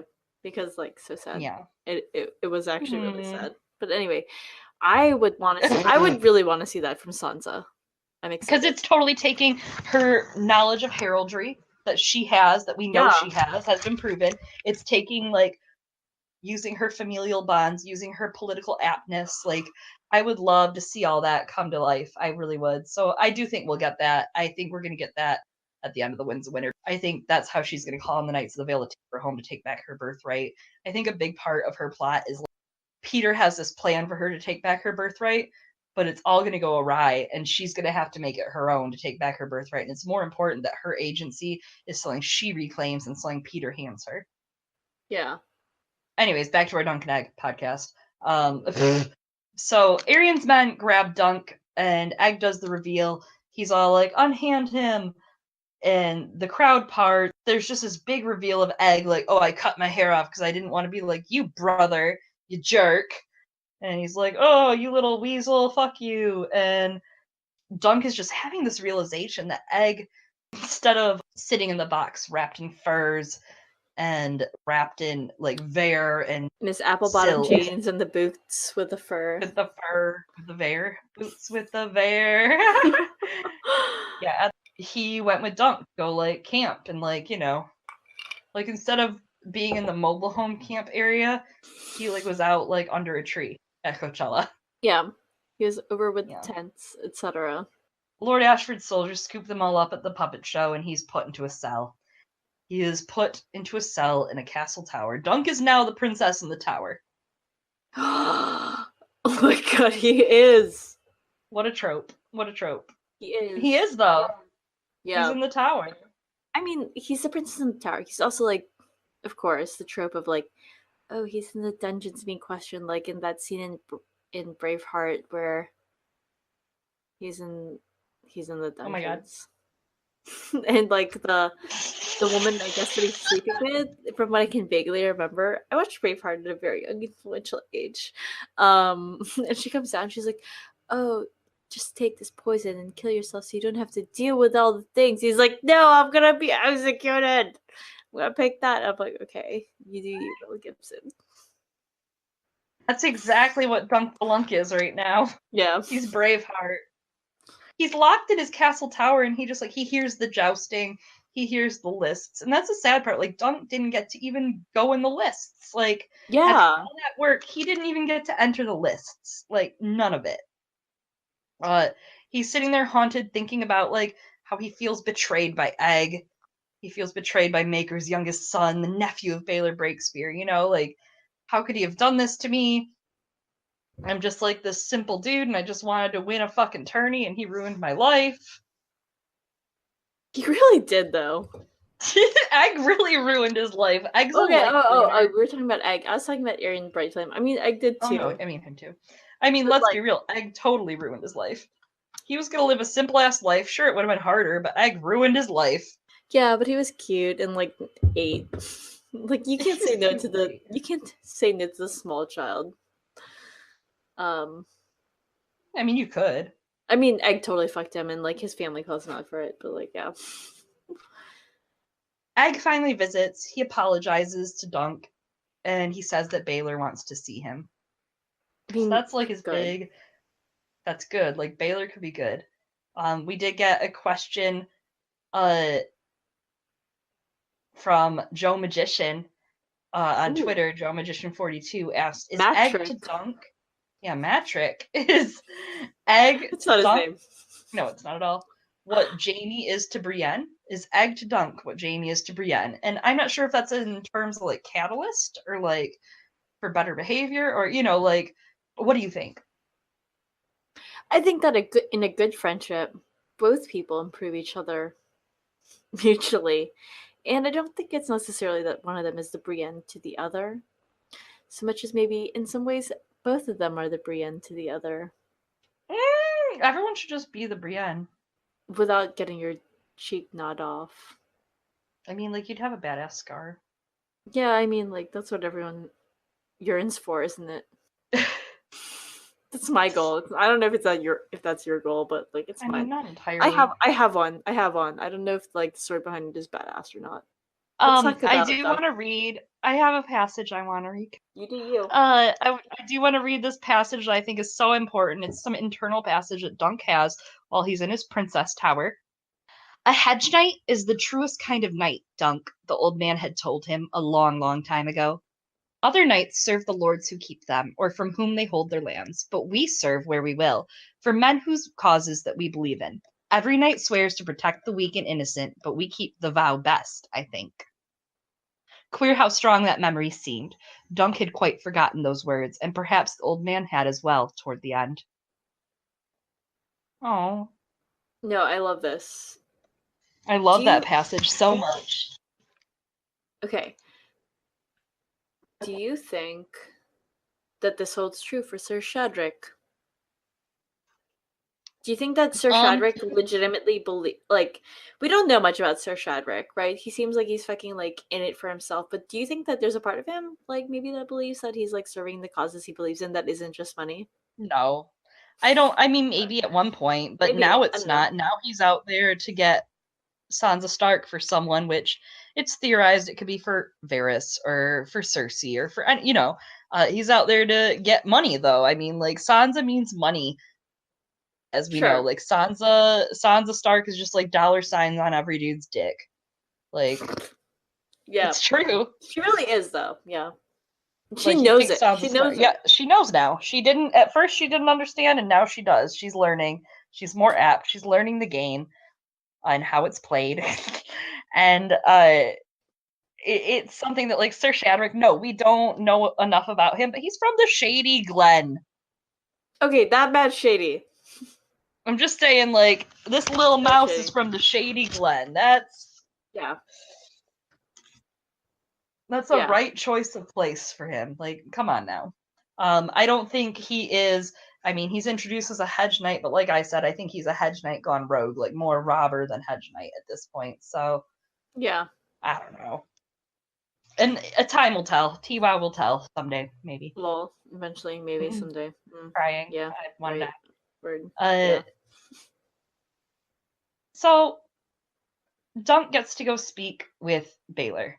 And it's nice that it's Baylor because Baylor is, pretty chill, as we know. He's the one that, Yeah. kind of got him in there. And Baylor straight up says to him, like, well, unfortunately, like, Egg kind of made a mess of this, and you kind of made a mess of this. Like, obviously, Arion's a dick, but he's a royal dick. Here's a cup of wine. Like, sorry, but Maker's pretty pissed. Oh, by the way, Darian's been telling everyone that you kidnapped Egg. So, and that you're a robber. So speaking of the robber knight, here's Dunk getting the robber knight personality, even though he didn't do it and he's a good dude. So Yeah. What a dick. No, yeah, dick move Darian. Darian just like is like, well, I don't want to be in trouble. He's he's my just dad. like, So I mean, yes, me, but also look at that guy. And I'm just like, no, Darian, no, Arian. Just like, wait.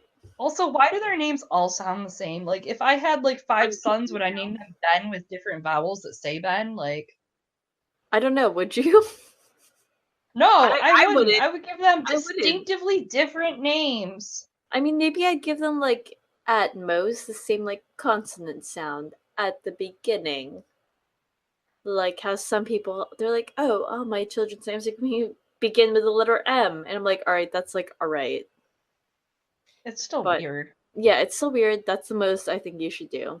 Like Matthew, Martha, like what? Yeah, you gotta chill. There are just other names. You could like instead of like Jairus, Papyrus, you could like name them Papyrus. Oh, Papyrus. I like papyrus. Oh, Thanks. they I should think have they should have one. named them that. Papyrus, the papery dragon. Yep, there you go. There's your Yeah, connection. Symbolism. It's a metaphor. bit of Like foreplay. you could have Okay. just like named one Todd, I guess. I don't know. Like Targaryens were just like I guess that's kind of like making fun of their culture. That's not nice. I mean, they're Dragon Lord burning everything down culture. That's not nice of me. So we'll just move on. Maegor, and Maker. Aenys. Maegor and Aenys sound like very different names. Good job, Aegon, picking different fucking names for your kids.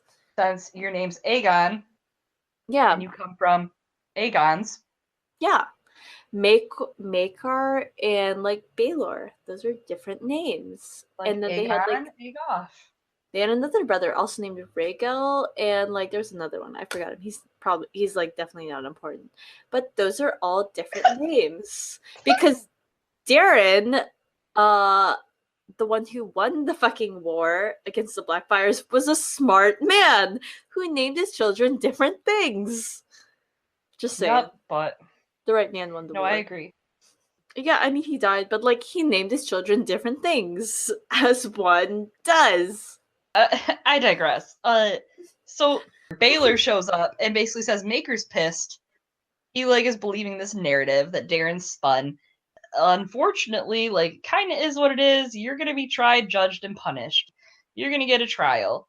You kicked a prince and hit a prince. You're gonna lose a hand and a foot and some teeth. Like your life really sucks. But there is one better choice that you could do, Sir Duncan the Tall. One better choice. Better, quote-unquote, choice. Are you ready for this choice, Sir Duncan the Tall? Yeah, I am. A trial of 7, said Prince Aerion, smiling. That's my right, I do believe. And Prince Aerion straight up, like, just chooses it. Like, Prince Aerion's like, oh no, it will be a trial of 7. Not only did Baelor, like, say, hey, it would be better if you did this, but then Aerion's like, oh, I get to choose. I get to choose. Yeah. Aaron's like, but wouldn't this be dramatic? Aerion just wants to be dramatic, I think is honestly, you're correct. He's the most dramatic person. Like, he, like, fucking drinks wildfire. He's like, I'm gonna become a Targaryen if I do this. I'm like, no. Dude, yeah, so even if he wasn't such a dick now, his crazy ass drinks wildfire. I mean, I drink some weird things. None of them are wildfire. You know, I say that, but, like, we are getting shit show drunk on alcohol right now, so... Yeah, this is Jim Beam, you know? This is not... Yeah, we're not, like, gonna try to, like, blow it out our mouths and light it on fire or anything. Yet, but yeah. I mean... Yet? There's still time. And it's not cheap enough vodka to waste on that, so... So, basically, Dunk is gonna have a trial of 7, and then it turns into a trial by combat before... He was gonna be tried before Baelor, Maker, Lord Ashford, and Lord Leo. And Baelor's like, I'll seek leniency, but gonna lose a hand and a foot just for striking him. And the trial of 7 hasn't happened in the last 100 years. That's pretty big. Yeah. I mean... And furthermore, Dunk is like fucked. Like, who the fuck is gonna man the fuck up for this Hedge Knight no one cares about? Like, he's just some dude that showed up and no one even knows where he came from. They're like, we don't really even believe he's a knight. Which, like, comes back to all the things that we were saying earlier today about... Earlier in this cast about classism and stuff. A lot of these lords and stuff, they have built these networks and know each other, and you're like, help me out, bruh. Like, in a situation, but, like, do the Hedge Knights, I mean, some of them might see each other every now and then at some of these tourneys, but, like, they don't necessarily have these same connections with one another. And, like, Dunk's like, where am I going to even find people who are going to fight for me that are as well-suited as, like, It puts him exactly at the beginning when he's like, who's going to stand up for me to be in the tournament? Like, he already didn't have anyone. Now he super doesn't have anyone. Now it's like he's pissed off, like, a good, strong portion of the crowd as it is. Yeah. And he doesn't know anyone. Yeah, he's kind of screwed, but he goes to the Fossaway tent. Goes to the Fossaways, and Sir Stefan is there, and he straight up says, he's like, I'll find people to fight. Like, Raymond is like, I'm gonna help, and I can't believe all that happened, and we're gonna help you. And Stefan's like, I'll find more people. I'll find people to help you. I'll find people. And they go and start to gather people. Egg and Darren show up, and they tell Dunk that all 3 of the Kingsguard are gonna fight in the trial. Yeah, and I mean, like, just Maker's such a fucking dick about it. He's like, if a cause is just, good men will fight for it. If you can find no champion, sir, it will be because you were guilty. And it's like, no one wants to fight against those 3 Kingsguard who are sworn to defend the who's crown gonna fight against royalty and Kingsguard Kingsguard who guards the like who no one's gonna Yeah. fight against that. This is a losing battle. It is literally overarching commentary on our justice system is what it is. Mm-hmm. Yeah, No, that's actually like what it is, like especially with Maekar Targaryen being like, no, it's fine. This is normal. It's all unfair for someone who's poor in the justice system who doesn't have any way to navigate it. Like no money for good lawyers. Like no like this is literally representative of the justice system and it's so fucked up in a way. Like oh, by the way, like you're going to be fighting the people that guard the king and some royalty and you can't really even touch them more than likely. Like you're going to die if you touch them. Yeah. And he did because it was the right thing to do and like here we are now. Yeah. So Darion shows up with Egg, and after they tell him about the Kingsguard fighting, Darion promises that he's going to fail at the very first pass at him because he's a shitty fighter and he's a drunk. Which, to be fair, if I was getting visions all the time, I would always be drunk. Also true, but also Darion not fucking helpful. And... No, not helpful at all. Like, Darion's, like, such a coward. It's nice that you're secretly a nice person and all, Darion, but, like, you're also a coward. Stand up for the shit that's right. He's, like, not that nice a person, because, like... Earlier I said, maybe we'll talk about self-fulfilling prophecies, but I'm going to do it now. Do it. So, like, Darren's like, Darren the drunk, Darren the dreamer is like, I had these visions of you coming from underneath, like, the wing of a dead dragon and stuff, but, like, if Darren the drunk had never gone in with Aerion, had like actually stood up against Aerion, would this trial of 7 have ever even happened? And would Baelor Breakspear have ever died had he actually like not been such a coward? Probably not. He could have really prevented that. His vision, like you said, self-fulfilling. Yeah. Absolutely. Like Darion tells him the dream he had, the vision he had of Dunk fallen down but still alive with a great dragon dead over him. That dragon haunts Dunk till the very bitter end, let's be real. Better fucking haunt Darren. Maybe that's why they find Darren dead later on. I don't know. Like, no, Darion's just like shitty. Like there's nothing worse than it's one thing to be completely shitty like Aerion. You know what I mean? Like it's one thing to just be a shitty ass piece of shit. But to be someone who's complacent and like sees bad being done and does nothing about it is a whole other story. That's what Darion complicit. is. Yep. Absolutely. By doing nothing, he's still doing everything. And later on he's like, I'm kind of doing something by withdrawing my thing, but like he could have done more. He's older than Aerion and has more of a claim to the throne, theoretically, kind of not, because Baelor's still alive and so are his sons. But whatever, like, he had the ability to try and, like, pull his sway, and he just, like, didn't. He threw it in at first, and that, like, of course, cast doubt on Dunk, as opposed to, like, him being like, no, I lost my younger brother, because I'm a bad babysitter. And, like, had he actually been forthcoming, and... Exactly, and, like, had he taken responsibility for his actions, is the biggest thing. Like, he took no responsibility for his actions. Had he done all that, like, perhaps none of this would have happened and Baelor Breakspear would be alive. Not that the entire story is about, like, how can we keep Baelor Breakspear alive, even though, like, sometimes I think about it. Even though it is. Baelor Breakspear is Bay, but, like, you know. He puts the Bay in Baelor? He really does, though. Like, that's really where I'm going, and it's really how I feel. He was kind, he was sweet. He should have been the ruler, man. He was kind, he was fair. I mean, he even says to Dunk, like, had you been born, you know, a prince, then you would have been fine, but you were born a Hedge Knight, buddy. Like, this sucks. Yeah. I hate to say there's nothing I can do besides, like, just try to be fair as I can. And I mean, everyone knows it. Maekar fucking knows it. Maekar's like, damn, dude. That guy was, like, way better than me. R.I.P. And, you know, the vision that Darren tells him is so vague and so, like, overarching of the whole Duncan Egg story. It is, like... An ass-off in general. An ass-off, yeah, in general. And, like, Darren tells him, you know, I mean, and as we see this vision come to life by the end of the story. But like it's also overarching with the tragedy at Summerhall. The I dreamed of you and a dead dragon, a great beast, huge with wings so large they could cover this meadow. It had fallen on top of you, but you were alive and the dragon was dead. Did I kill it? That I could not say, but you were there and so was the dragon. We were the masters of dragons once, we Targaryens. Now they're all gone, but we remain. I don't care to die today. The gods alone know why, but I don't. So do me a kindness if you would, and make certain it is my brother Aerion you slay. That vision haunts through the whole entire plot, that like every single time the dragons keep dying and Dunk keeps living until the very end. You know? Oh shit. Yeah, At the that's very not. end, I haven't there's thought about Dunk that. lying there. Yeah, Dunk is lying there with the dragon just like over him. It's not just then. It's like every time. Yep. Until the very end, in which Dunk, I guess, decides that he'll die.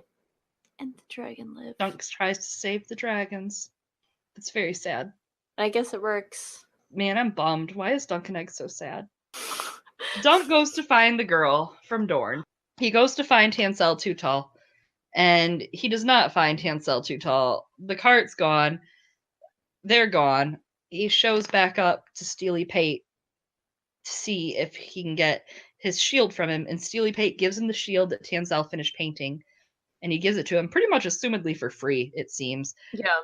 And as he leaves the stall and Pate comes with him, the small folk start to cheer for Dunk. It's amazing.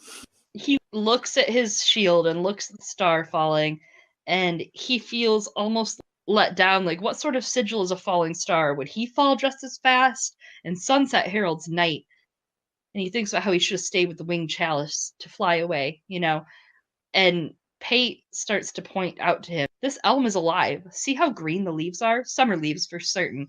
I've seen shields blazing with skulls and wolves and ravens and hanged men and bloody heads. They served well enough, and so will this.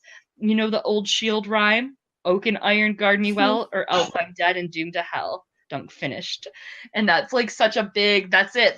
This is the big like end of the, as we're nearing the climax of the story. Like that's guard me well, or else I'm dead and doomed to hell.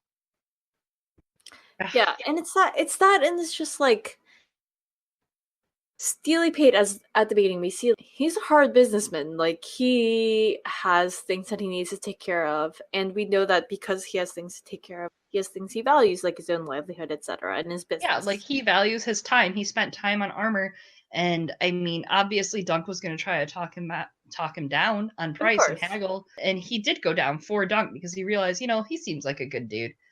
He's not worth charging up the ass.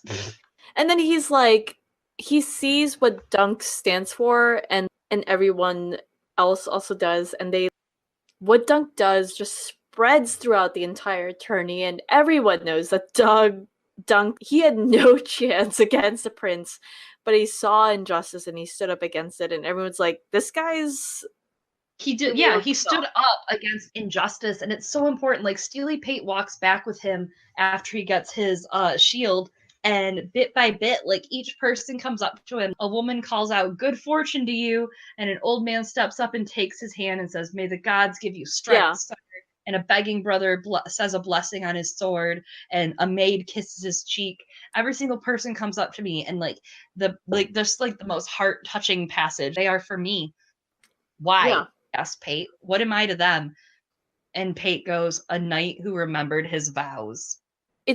I think that's the heart. Okay, in my opinion, that's the heart of these stories. That's the conceit of the story. That's it. That's what the story's about, and that's why, like, Pate remembered his vows. Even though he didn't take the vows, but he remembered what it meant to be one. Yeah. And then at the end, Pate's like, yeah, it costs you a copper. The passage you just quoted, I think, is the conceit of the entire story. We don't get in main Aswath, besides like Brienne and Davos even, like, we don't get much of the small folk from point of views. We'll get a few chapters here and there where some people are involved with small folk. You get Arya among the Brotherhood and beating some people that aren't as well off, but you don't get the small folk. You don't get an everyday point of view that's the small folk, but we do get Dunk, and we do get these small folk coming up to him. We do get him sticking up for what's good and what's right and what's pure in the world.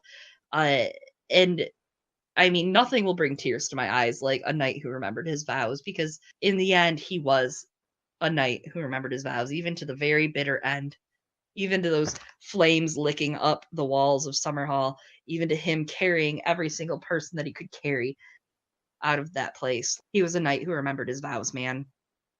I mean, it comes back to something that I guess poor Quentin has been talking about a lot, about the concept of the existential triumph and the idea of choosing the right thing and doing the right thing, the morally right thing, regardless of whether or not one attains. Whether or not you win, whether or Yeah, not you get the yeah, ending. you win, you like get remembered in the history books, etc. And Dunk does that. He's like, there's no way I can win against a prince and his posse, but I'm gonna do it. I think the big thing is really, again, it's literally a toss up between A, who lives, who dies, who tells your story, and then like B, men's lives have meaning, not their Yeah. deaths.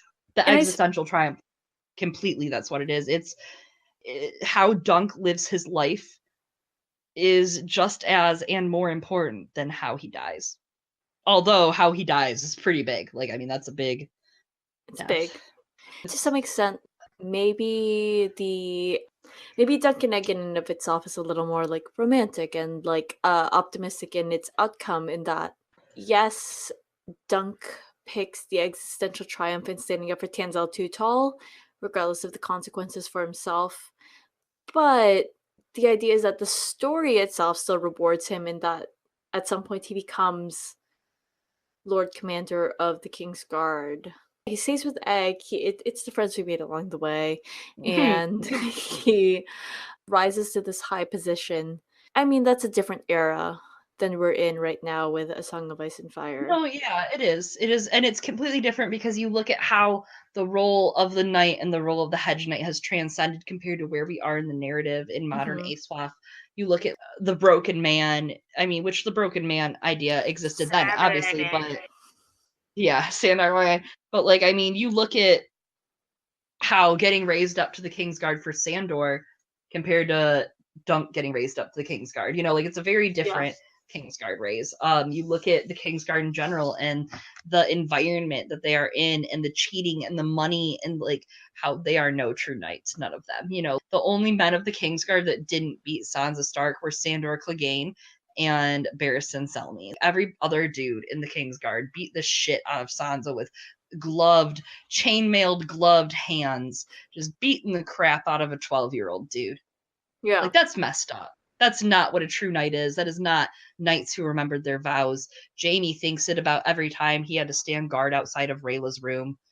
Yeah. And hear what was happening. I mean, it's a very different time they're living in now, 100 years later, almost, you know, like 90 years later. They're living in a very different time with very different things. Politics, unfortunately, as money gets added and exchanged, it becomes transactional. Politics become very, you know, morality leaves. Morality is very fleeting. So, okay, random question. Maybe it'll lead to something, maybe not.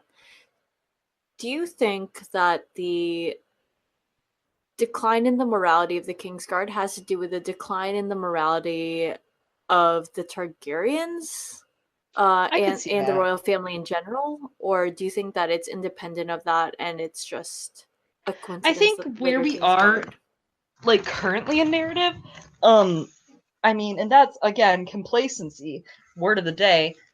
I think Robert's reign, especially the 15 years of Robert's reign that we, like, come upon, are definitely a sign of the complacency and a sign of the political state. Like, you look at how the Kingsguard is. Yeah, of course, Kingsguard and the Gold Cloaks and the City Watch, like, everyone, all going to be corrupt at this point. Robert hasn't given a shit. He's let his council be run by people that are self-serving. Aerys obviously didn't have a handle on things, and he was more corrupt in the end. Like, as the kings go on, yeah, the decline comes from the complacency in kingship. And I mean, that comes from like a simple thought of what is there after you own all the kingdoms? Why would it matter as long as you're good? Why should anyone else really matter? You know, there's no kings who care anymore. Yeah. The king who cared concept that we like grasp onto was Stannis, grasp onto like it doesn't exist for Aerys. It didn't care. That didn't exist for Robert. There's no king who cared. So I think it's maybe this Robert, in establishing a new dynasty, really actually needed to create a Kingsguard that showed a king who cared, because it's a new regime. And he did nothing. The war left such an empty shell, Yeah. losing the idea of what he thought he wanted through Eliana, and like losing, and he went into it telling himself this is because of Eliana. It wasn't. We know that. It wasn't. Like, Jon Arryn started the war. Yeah. Everyone's dads are assholes. Robert Baratheon really should have. The smart thing to do would have been to not be complacent and actually put an effort into establishing some sort of political narrative around himself and around the benefit that his regime is actually doing to Westeros, aside from just having disposed the tyrant. He drained the swamp, but then that's it. Nothing else happened after it. Yeah. He drained the swamp, then nothing. He didn't really. He was just, I'm the swamp now. I am the Swamp King. Yeah. Yeah, it's hard thinking about the Kingsguard and thinking Tywin had a good hand during Aerys' reign in setting up what he wanted to happen. Robert is just a dummy king. Yeah, no, he absolutely was.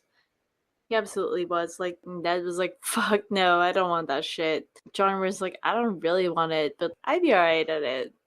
So I could take it. Yeah, he's I can do some of it. So Robert, you do it, and I'll be behind you, and I'll do all the things.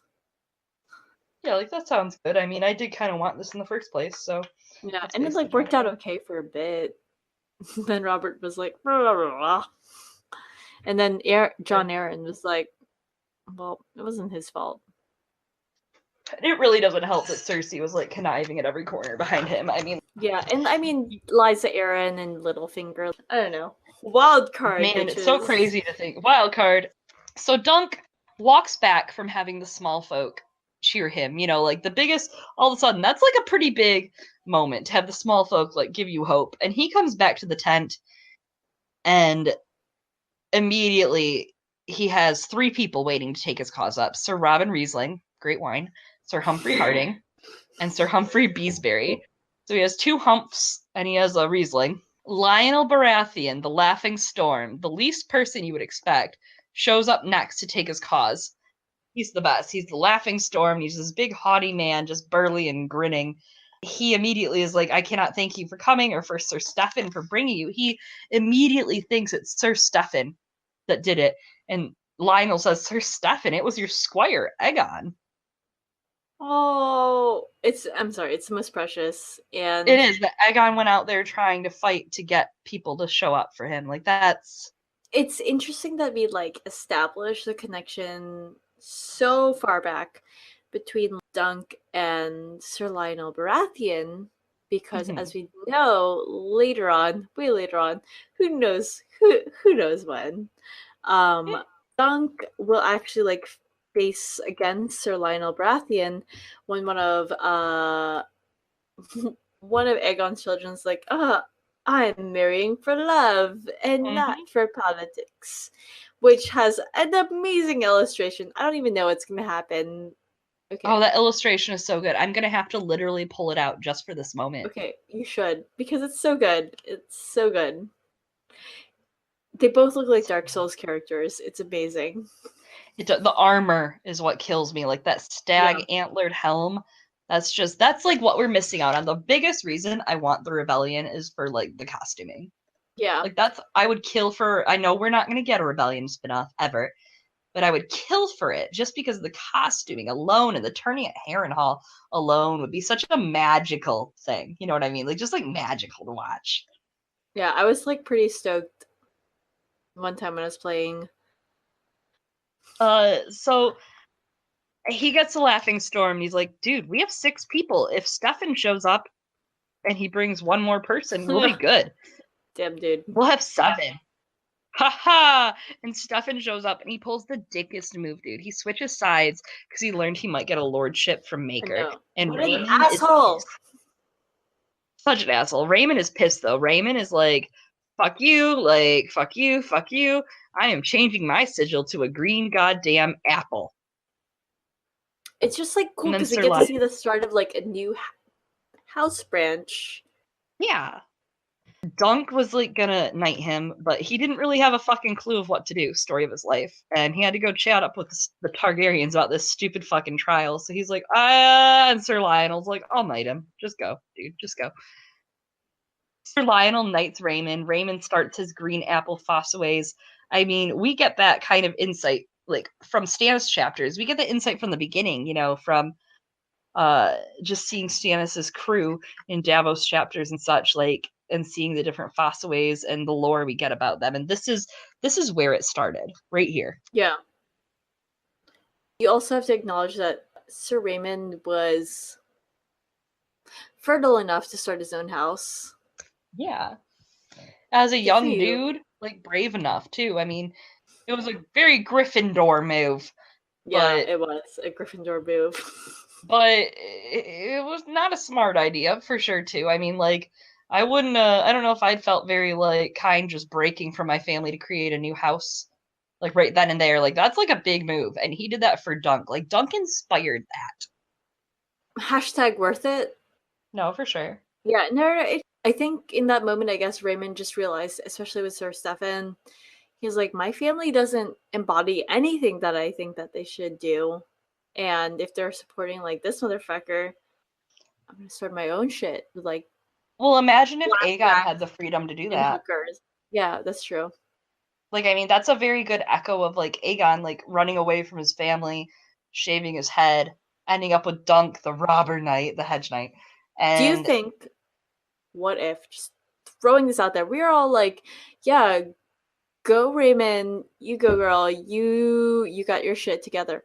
What if that was part of the reason that Daemon Targaryen broke off? Like, we don't have as much information about the Blackfire Rebellion per se, in terms of, like, the personal characteristics and ideals that drove the rebellion. Like, we know some of the smaller houses supported Daemon because they were ambitious and hoping to get their own lands, etc. But, like, what if Daemon was like, yo, fuck you, dad, you sucked, and he saw that in his father and was like, I want to start my own kingdom? We're not going to know till we get the finer minute details from Fire and Blood, I don't think. But I think we're going to find out. I mean, he was hot-tempered. He was charming, but he was very hot-tempered, we're told, Daemon. So, I mean, you don't know. We don't know. We won't know till we know. Yeah. Dunk, like, shows up in front of, as to show up, and goes that, like, he'll have 6 against 7, and goes to show up against the Targaryens and say, well, I don't have 7. And Lord Ashford just says, no, man, if you can't find 7, you're effed. You're fucked, dude. You're fucked. Fuck you, Lord Ashford. Fuck you. You're fucked. Fuck you. Sorry. That's all I have to say. And guilty, thought Dunk. Guilty. Guilty of loosening a tooth, and for that he must die. Like, how fucked up is that? So he takes a moment, he asks for a moment, and he goes, and he rides slowly along the fence, and the viewing stand is just, like, crowded with knights. And he gives this epic speech, right? He just gives this epic speech saying, like, you know, Sir Arlen took a wound in your lord's service to Dondarrion, and he's, like, talks to Lord Lannister and saying, Sir Arlen unhorsed you in a tourney. And all these knights won't even meet his eyes. Like, Lord Swan is laughing, Lord Cairn is making jokes, Otho Brackett is making jokes and shit. Like, they're all just, like... And then he just, like, yells. He just, like, shouts, are there no true knights among you? And then Prince Aerion decides to, like, fucking roleplay and go, the dragon is not mocked. And I'm like, oh, like, my god, shut the fuck up. Third person? And by third person, I mean, like, is he a furry? Is the dragon his persona? Yes. I mean, he, like, speaks of it the same way that Viserys does when he's like, you don't want to wake the dragon. It's like a thing. It's a thing. In gallops, Baylor motherfucking Breakspear, looking like the king we should have had from day one, dolled up in his son's black fucking beautiful armor on a black stallion, river mists behind him, like a red enamel crest on his helm with 3 roaring heads, and it's hashtag Baylor. Yeah. Baylor. He is the Bay that was promised, and he is just... and Maker's like, dude, what the fuck? And Baylor's like, this man protected the weak, as every true knight is supposed to. Let the gods determine if he was right or wrong. And so they break apart. There's this big strategic planning moment. Baylor's like, look, I'll take the Kingsguard. They can't touch me. So we'll have tourney lances, keep them at bay. I'll take the Kingsguard. You guys deal with the rest. It's a smart strategy, to be honest. Oh, absolutely. It's very smart because they were going to be fucked otherwise, dude. Like, had they found someone else, they would have been fucked still. Like, that Kingsguard would have tore them to pieces. They're the Kingsguard. Yeah, it's a smart strategy. They can't, the idea that they can't touch Baylor. And Baylor himself, as we discussed earlier, is likely trained in combat. So Dunk, gets into his shield, and he gets his left arm through his straps, and he just thinks to himself, the oak and iron guard me well, or else I'm dead and doomed to hell. And Steely Pate brings his lance, and Egg insists that it must be him who puts the lance into Dunk's hand. Oh, so what precious. A soft moment. Very fresh. Very fresh. It's it is. He's a true knight, and he's a true squire to that knight, and he put Dunk into this situation. He loves Dunk, and Dunk gave him an escape and a freedom, and it's just really beautiful. What a beautiful little moment. And then it begins. Well, no, now it ends. But oh, okay. It begins. Darren falls just like he said he would. He withdraws his accusation. He literally is just I withdraw my accusation. He's just on the ground, half dead. Okay, but he should have fucking withdrawn his accusation. If he had withdrawn his accusation before, then he just wouldn't have even been part of the seven, and yeah, it wouldn't have even happened. Try harder. Absolutely. Immediately, Dunk overpowers Aerion and forces him to yield. Badly hurt. Dunk's already been stabbed through because of a lance, because Aerion had driven his lance through. It's a struggle. It's a huge struggle. And at the same time, both the Humphreys are injured and badly hurt. Beesbury and Harding. Two Kingsguard are knocked unconscious, not dead, and Dunk falls from his injuries. Finally, he falls from his injuries. He's hurting. Aerion has been overpowered and finally yells, I yield. It's just kind of, in a way, it's almost anticlimactic because you're just oh, that was easier than I thought. It's anticlimactic, but some of the language and the way it's portrayed kind of just reminds me of some of, I don't know, Tyrion's Clash chapters. Oh yeah, the Morning Star whirling. Yeah, and it's oh, I'm in a battle, but then it ends and you're oh, that was anticlimactic. But that is kind of how battles go sometimes. I yeah, suppose. the language is ooh, action. Abrupt. But yeah.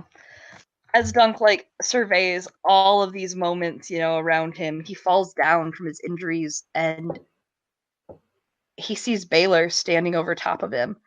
And his head just gets crunched in, and he's just laying there holy shit, my body's dead, I'm dead, I can't believe somehow we're all surviving this. This is the worst hangover I'm ever gonna have, he says. Just kidding. It really is, though. Yeah, for sure.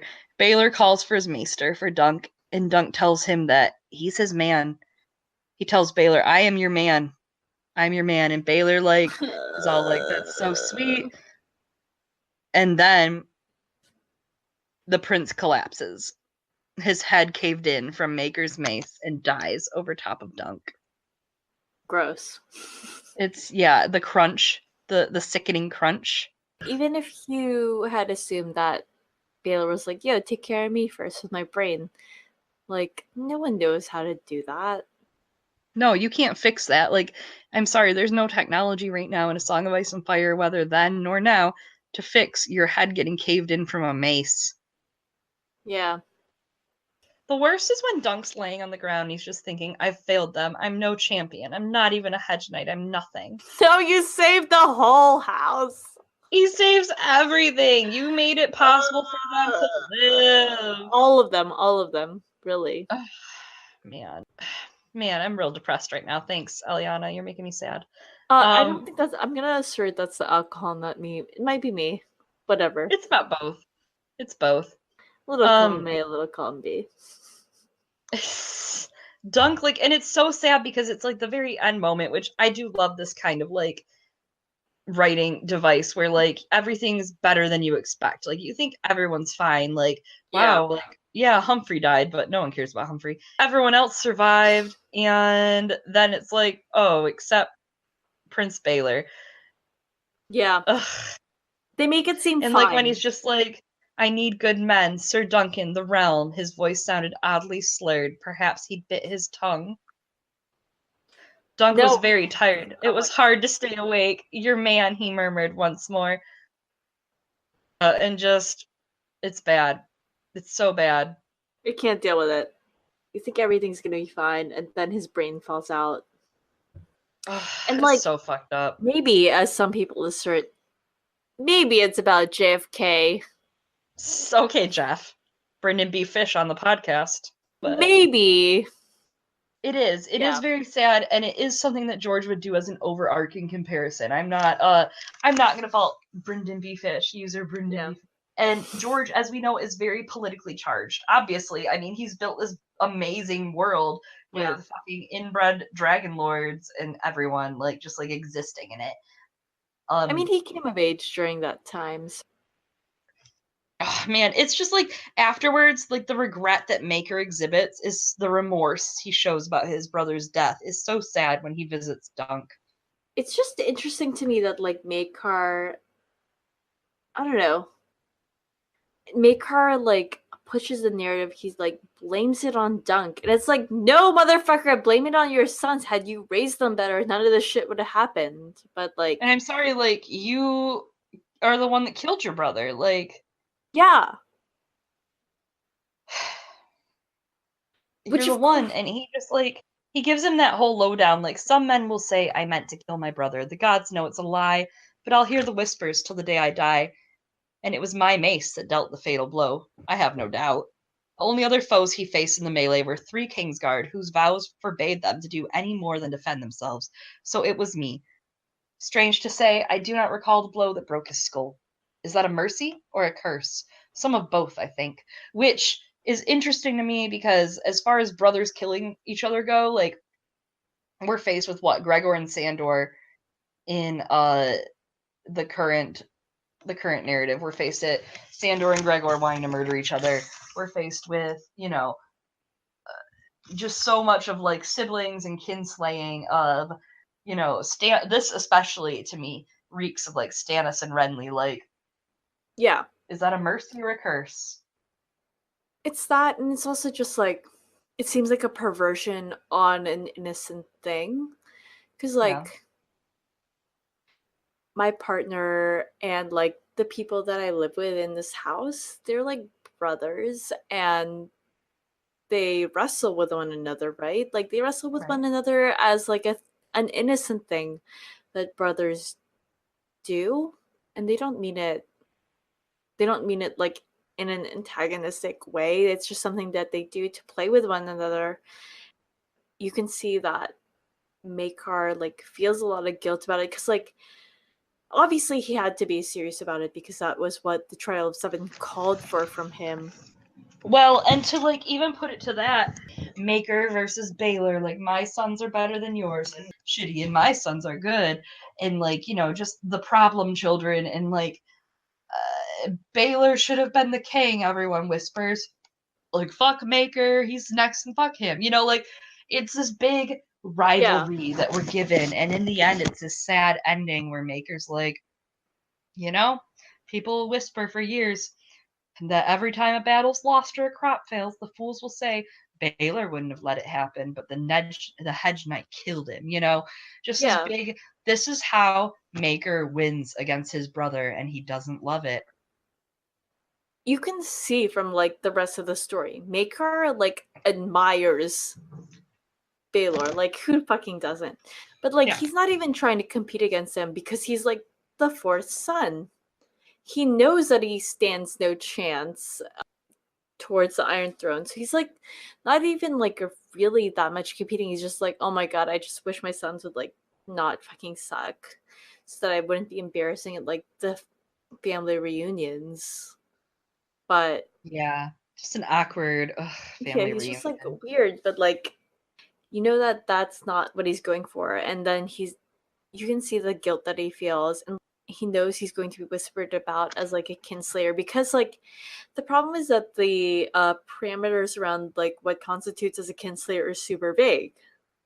Oh yeah, he obviously dealt the blow that killed him, but it was in a trial of 7, so by their gods and by what the Targaryen faith keeps, his brother Baylor chose the wrong side against his family, quote unquote. Like, I'm making finger quotes, but in the end, obviously, we know morally the right side was Dunk's side. Like, that was the good side. That was the good. The bad side was the side that Maker chose. So, like, Maker kind of like pushed his narrative, like you were saying, of like, this is the good side. This is my children that were affected by this. How could you stand against it? But Baylor stood for what was actually right. And like, I think it's most telling, especially when you get to the conversation between Dunk and Maker, and there's that big speech about, how could my foot be worth a prince's life? The old man, Sir Arlen, every day at evenfall, he'd say, I wonder what the morrow will bring. He never knew, no more than we do. Well, mightn't it be that some morrow will come when I'll have need of that foot, when the realm will need that foot even more than a prince's life? And that's just like chilling. That's bone chilling because we know what happens in that quote. Like, the realm needed that foot more than a prince's life. The realm, as you were talking about earlier regarding prophecy, the realm did have need of Sir Duncan's foot to save. Funny story. Yeah, it's a funny story, everyone. It's, Sir Duncan, who's carrying people in and out of Summerhall, like, as it's fucking exploding. Like, it's just, as he saves that part of the realm, and as he saves the realm in total by saving that line, by making sure that that line was safe to create the prince that was promised. It's just funny because, like, everyone to some extent still, like, is kind of like, damn, dude, we're blaming you, Dunk, for Baylor taking your side. None of this needed to happen. That's the bigger thing. The only reason that this story happened was because the High Lords had to play their Game of Thrones and had to exert their power and show that they were still powerful. If no one, they had to show what happens when you mess with the dragon.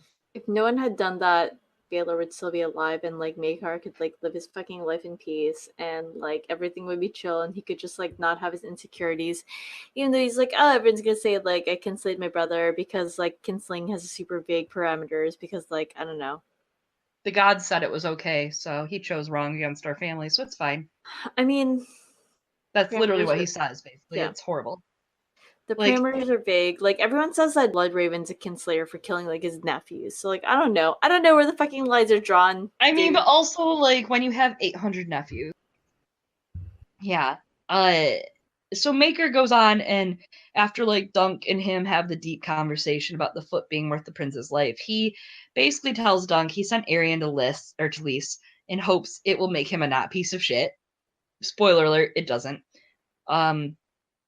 Egg refuses to squire for anyone but Dunk. He wanted to send Egg off to squire for someone to like try to make him be a better kid, and Egg refused. He said, nope, if it's not Dunk, I'm not squiring. And so the prince offers him a knighthood, and he offers him to serve at Summerhall if he takes Aegon as a squire, but Dunk says that there's no way, that he wants Egg to learn like he did on the road. And so the next day, Egg arrives at Dunk's camp, and the two of them decide they want to visit Dorne and maybe see a puppeteer's show. It's the most beautiful thing.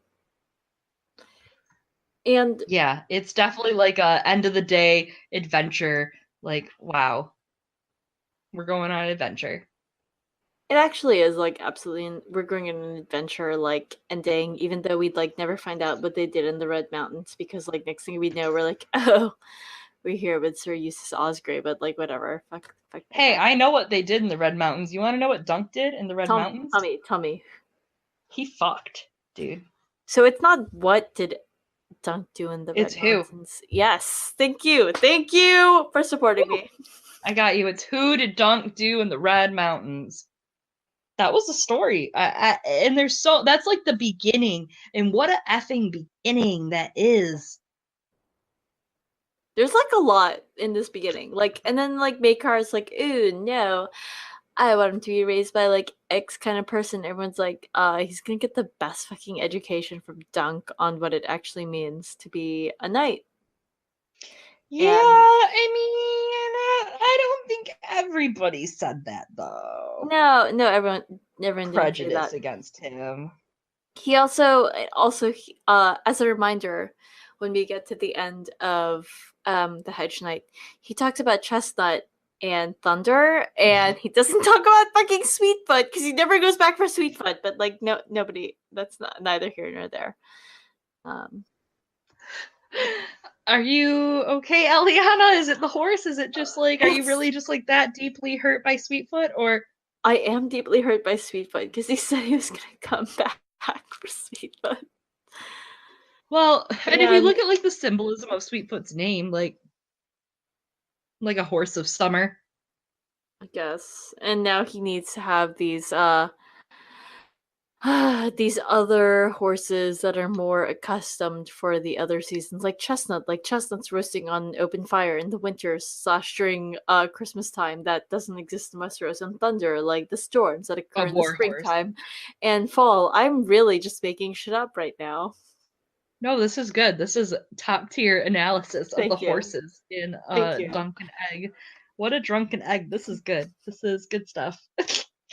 No, this was, oh gosh, we got to the end of this. Oh heck, Eliana, you have been such a fun companion through this whole story. I'm glad that we took 18,322 hours to go over Drunken Egg together today. Maybe most of it is like spent on creating a Coachella AU, but like whatevs. I would say the Coachella AU probably took up about 23% of our story, first off, so let's not get greedy. It wasn't that bad. I would say that's tops. That's tops. YOLO, as the kids are. YOLO. Like yeah. Like Hugo Hill. YOLO. Yep. Eliana, thank you for joining us tonight. We're gonna continue getting drunk off the air. But thanks for listening. You've been listening to Drunk, A Song of Ice and Fire History, Drunken Egg, the Hedge Knight. We did it. Woo. Hashtag, we did it. Thank you for tuning in, you guys. Please be sure to follow on Twitter at DrunkASWAF, Drunk ASOIAF. Be sure to follow on YouTube, subscribe to the channel, hit the like button below. If you want to follow me, I'm Chloe. I'm at WisenArbor on Twitter, and at DrunkASWAF, like I said. Eliana will have her credentials below. Thank you for listening. This has been the Hedge Knight, guys.